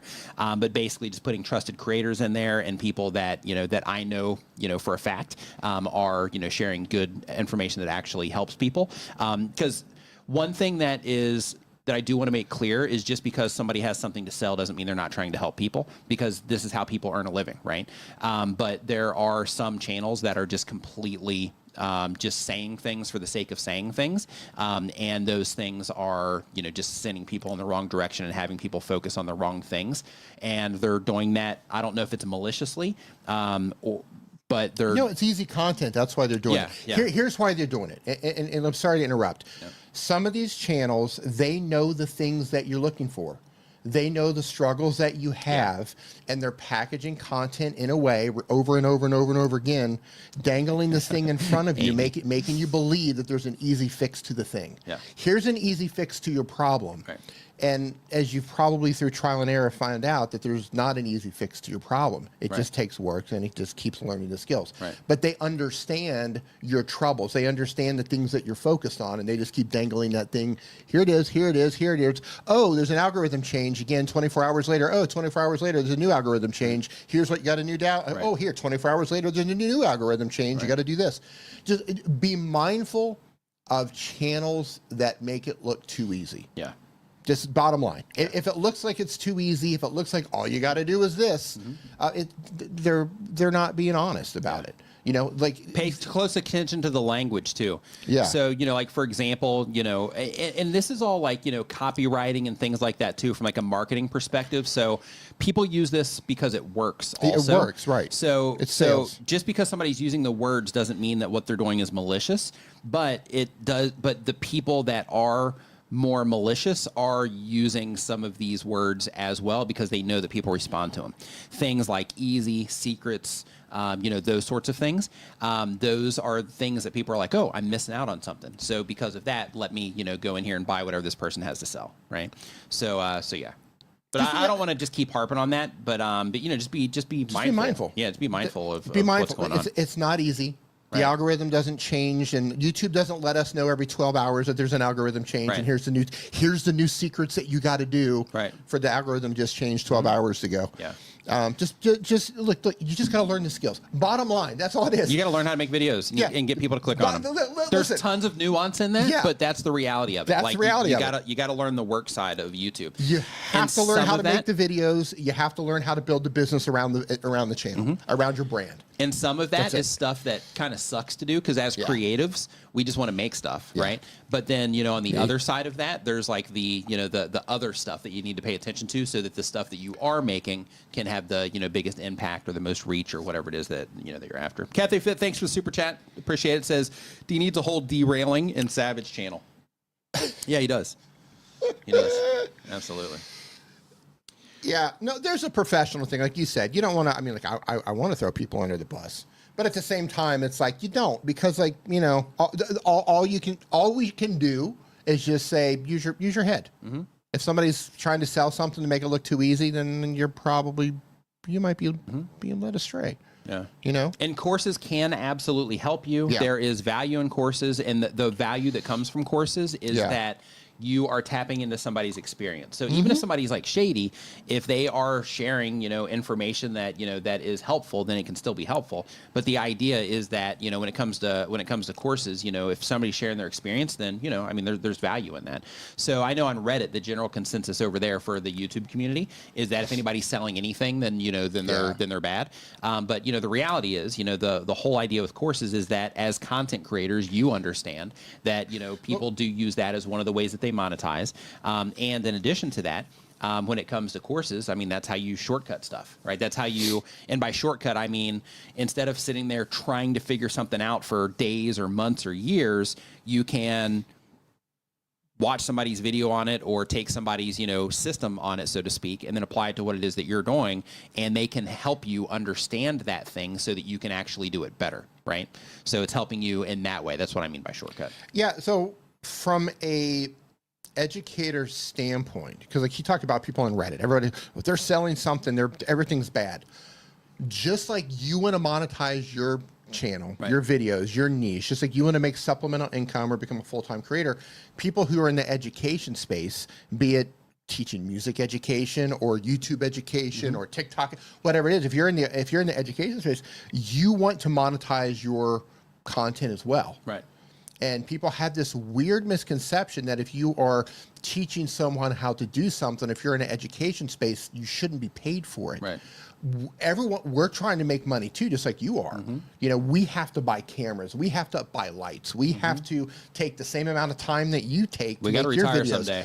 Yeah, yeah, right. I mean, we're all doing the exact same thing. However long it takes you to do stuff, we probably spend as much time to doing the same thing. You get gear. You know, people don't give us. Well, they don't give me gear. Do they give you gear? They have, but not too much. Not too much. Yeah. Nobody's. Yeah, I think the only real gear that I've gotten is I've had Aperture sent me some stuff when I crossed Some lights. 100,000 subscribers. That's cool. I had YOLO Box send me their live streaming thing, which is cool. They're going to be sending me the new one also. And off the top of my head for gear, I think that's it. I haven't had like Sony send me cameras or anything like that. With I've had offers to stuff and I've been like, yeah, send it, but then they find out I'm in Thailand, so they don't send it over here. So you know, definitely those types of issues. Yep. You know. But yeah, so next question is from the English Woodsman. Can we just throw one person under the bus? They upload 1 time per week or more. And the type of channel is Outdoor Adventures, and the goal of the channel is to share outdoors with the others. And the question is, hey, brothers from the same mother. So here goes. I've been looking forward to sharing this news with you. I hit 100,000 subscribers on the 28th. Nick, thanks for all of your early days videos. Helped me so much. High five and fist bump to you. Congratulations to you for hitting 100,000 subscribers. It's a big deal, right? You're absolutely crushing. Love seeing that. Love it, love it, love it, love it, love it. Love it when those come in. Here, I want to address something in the chat right here. This is a learning exercise for everyone. Friendly Talker says, I'm wondering why a channel with 922,000 subs only has 179 people watching this broadcast. Yeah, I'll tell you. Let's just pause for a second, because this is a learning experience. Why do you think a channel with 922,000 people have 180 people watching right now? Why do you think that is? Type that in the chat right now. Yeah, so I'll tell you. Don't tell them yet. Just so we can answer some more YouTube questions before we wrap this up. Okay. So basically, what happens is live streams is some people care about live streams, other people don't. Some people will come in here, and after you've hung out in these live streams for quite a bit, unless you're into the community side, if you're only here for the information, then after a while, the information gets pretty redundant. So with these live streams, basically what we do is we just answer questions. And because content creators have a lot of the same questions, then what ends up happening is we answer a lot of the same questions over and over again, you know, weekend after weekend after weekend, and some new ones get thrown in there too. And the people that are part of the community here, they know that side of it, so then they're, you know, looking for those tidbits, plus, you know, enjoying the community side, talking with other content creators and stuff like that. Some people are here just because they like Dee's antics and how he derails stuff and, you know, that kind of stuff. But like when it comes to these live streams, these are also community streams. So basically the live streams that I do on this channel, they're not meant to grow the YouTube channel. If they were, I would do something completely different, like when I was doing the YouTube news live streams. Those live streams were, the intention was to grow the YouTube channel with them, and it worked wonderfully because those were just short, quick, concise live streams that shared exactly what it is that people knew or needed to know. They did well while I was live, and they did excellent after the live stream was complete as well. With these, you have, one, the problem that I was talking about before in terms of the information getting repetitive. Two, you also have the YouTube bleed. So what I mean by that is right now in this chat that we have 175 people watching on YouTube. We're also multi-streaming, but on YouTube specifically, we have 175 people watching. Out of the 175 people that are watching right now, there's going to be a certain percentage of these 175 people, hopefully none of you, but there is statistically, there's going to be a percentage of you that are not going to be here like 6 months from now, just because you're going to stop uploading videos to YouTube. There's also going to be some of you that are not going to be here 3 months from now because you're fired up right now to start the new year and start a new YouTube channel, but then you're going to get a little bit into it and you're going to be like, holy crap, this is a lot of work, and I'm not willing to put in all this front end work for the back end benefit, so because of that, I'm out. So what happens is I've got tons of people that are subscribed to my YouTube channel that just don't watch the content anymore. In addition to that, you also have the graduation side. So what the graduation side is like the English Outdoors channel that just just came in here and said that they crossed 100,000 subscribers, English Woodsman, then you have those people also that come in and they're like, hey, great information. I'm getting started. This has helped me with best practices, getting me up to speed, rock and rolling. Okay, I'm off to the races. Everything's going good, getting some momentum. Okay, now I don't need to hang out in the channel anymore. Like, I think I've got a good handle on this. And then sometimes, they'll come in just to, hang out and just kind of, reconnect a little bit. Other times you'll just see them in the comments of videos from time to time, but they don't necessarily need the live stream. So the particular value that we drop during these live streams is just different, and it's catered for very specific people. And on the community side, the community that we have around this stream is great, and I think that some people do come here for that. But in terms of the information, it does get pretty repetitive after a while. So that isn't what I was going to say directly. That was kind of the long answer. The short answer to that is, in terms of why do you think that is, and the learning experience here, the lesson to learn is that subscribers are not as important as you think they are. That's good. Yeah, that's good. The public subscriber number that you're seeing here is not as important as you think, right? Because this is the subscriber number that you see is the collective subscriber number on the channel over the course of a decade. Right. That doesn't mean that those people are still active, that they're still interested, that they're still uploading content, or like he said, a lot of them have probably succeeded beyond the basic information that we share in this live stream. So don't put too much in your subscriber count. They're great for unlocking features and getting play buttons if you can get them delivered, but other than that, it's a vanity number. So next up on the list here, we've got, okay, we did English Woodsman. So we got Law and Crime with Gina. You've got a super chat just come in. Main Dingus Creevy, thank you for the super chat. Says, I use StreamYard to live stream to multiple platforms at once, but Facebook keeps making it an event, and I don't want that. Do you know how to change that?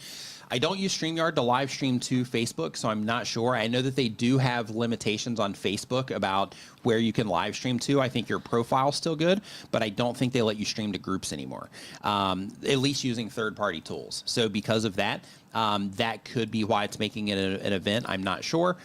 So yeah, I wish I could help you with that, but unfortunately, I don't know the answer to that one. But I know Facebook does have some limitations on exactly where you can stream using third-party tools.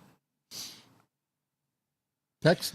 So Law and Crime with Gina. They upload 1 time per week or more. The type of channel is Law and Crime, niching down at present due to true crime stories. The goal of the channel is $10,000 a month starting now. AdSense, sponsorships, affiliate marketing, and donations. Question, can you recommend a well-reputed company, which can include a one-person company, offering a done-for-you service for YouTube growth? Ideas, research, thumbnails, titles, and scripting are the most important services for me. I'm happy to do the editing. So I do know somebody that does done-for-you services. His name is Owen Video. You might want to look for him on Facebook under Owen Himsath. If you shoot me a message on Twitter, a DM on Twitter, I can just connect you with him directly.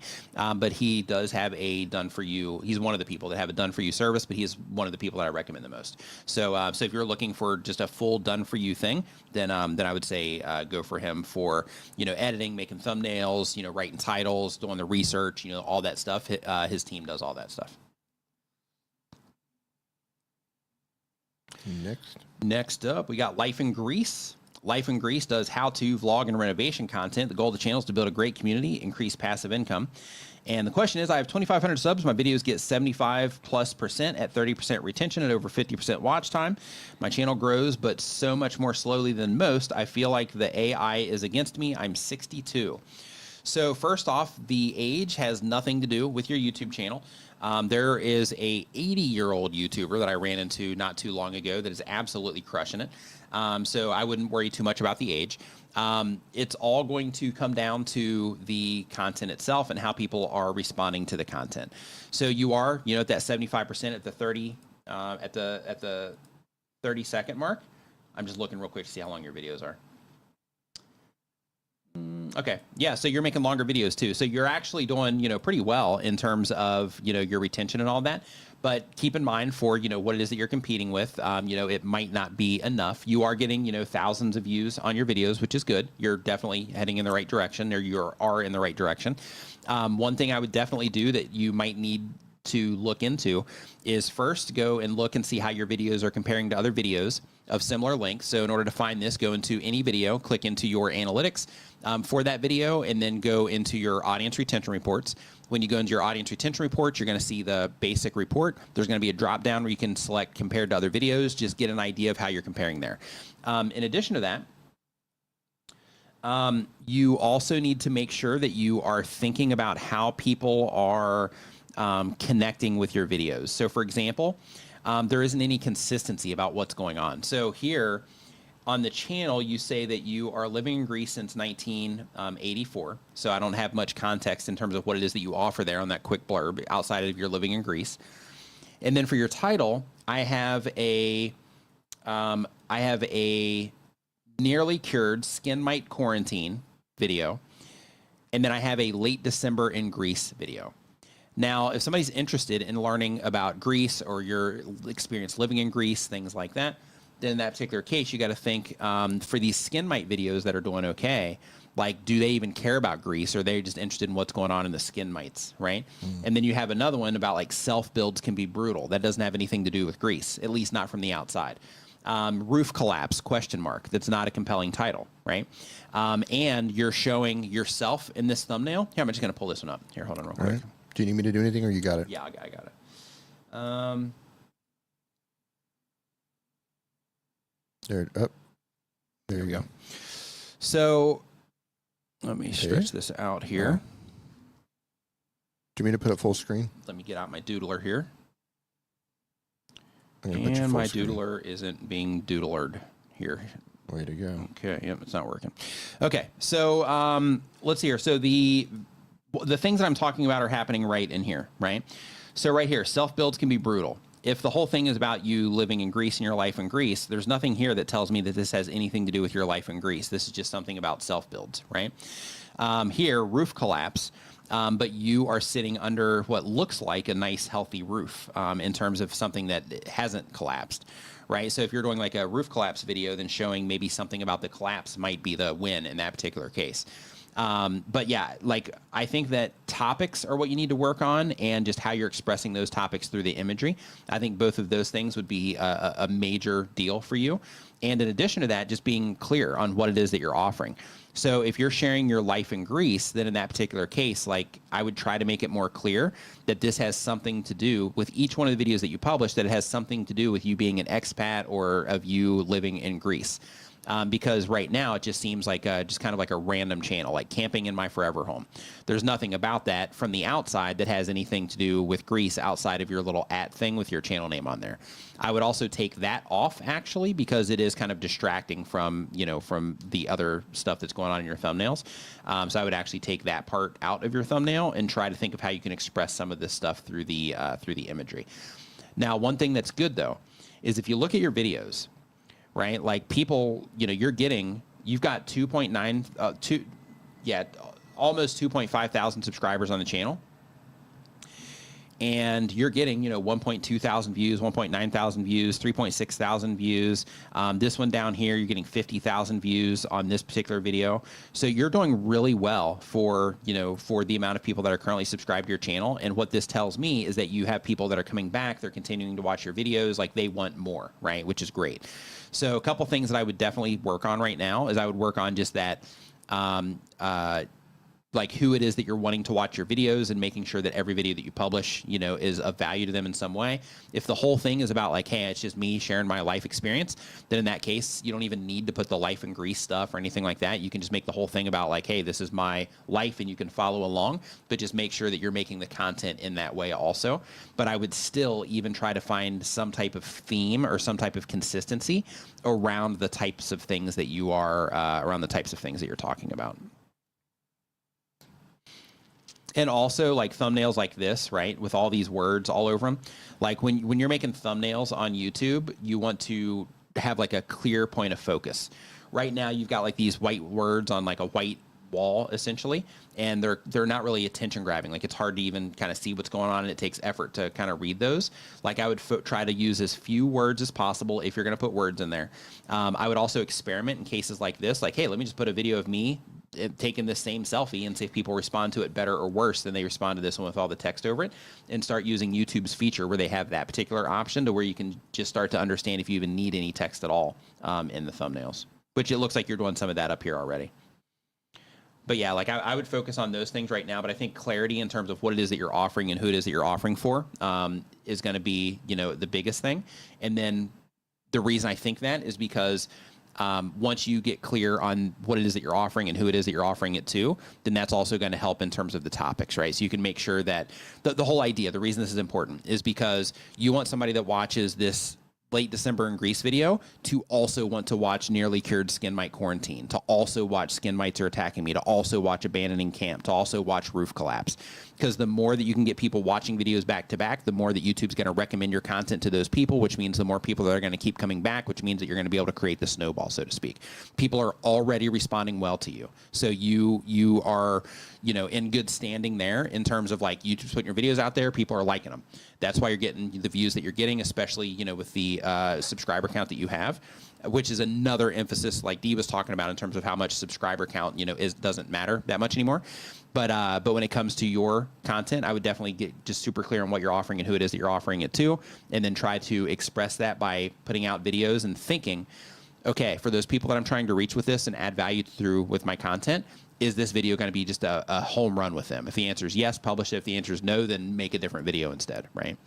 So I would work on those things right now. Tish just left you a... Hey, Tish. What's going on? Nice to see you in here. Yep. It says, Happy New Year. In 2024, my word for the year was perseverance. This year, it's simply breathe. What's your word for this year? Love from Texas. My word from this year is go, I guess. Yeah, just go. Dig it. Survive. Yeah. Would be a good Make word. it through. Yeah. Back pain. That's my word. No, I'm just kidding. Progress. Just progress. Yep. Progress is a good word. So on that note, I want to thank everybody for hanging out here. I do want to remind those of you that are getting started here in 2025 and you just started your YouTube channels, or maybe you're at that moment to where you're like, okay, this year I'm going to do it. Pace yourself. Be intentional about what it is that you're doing. YouTube is challenging, so make sure that you are focusing on developing the skill sets, that you are spending the time to, you know, study YouTube, not just your niche, but, you know, other niches as well, because you can get a lot of inspiration from that. Make sure that you are trying to stay as focused as you can, try to stay consistent, not just on the publishing side, but also in like, okay, the messages that I'm sharing in my videos, the vibe that I'm putting out with my content, all of those types of things, try to find consistency there. And on the consistency side, on the publishing side, the reason that you want to try to be consistent there isn't necessarily for like, you know, favor in the algorithm or anything like that. It's more about just getting in the reps, right? So you get the opportunity to hop in the ring, lose some rounds, win some rounds, so that you can like really figure out what's working, right? So have a fantastic rest of your weekend. And we will be here next Saturday at 9 a.m. Eastern, just like we always are. And so if you have any questions that didn't get answered, or if you just want to swing by, if you're listening on the replay and you want to, you know, hang out and, you know, participate in the community, then I welcome you to come and join us next weekend at 9 a.m. Eastern. And on that note, have a great rest of your weekend. Dee, great stream. Yep, awesome. Yep. Everybody have an amazing 2025, and we will see you next time.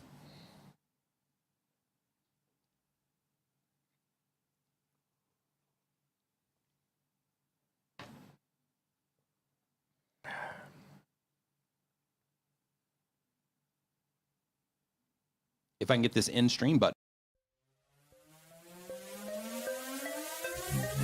Hit the sub button, hit the like button. If you're having fun, comment, type something. If you're laying back, leaning in, engage. Just take a second to smash the whole page.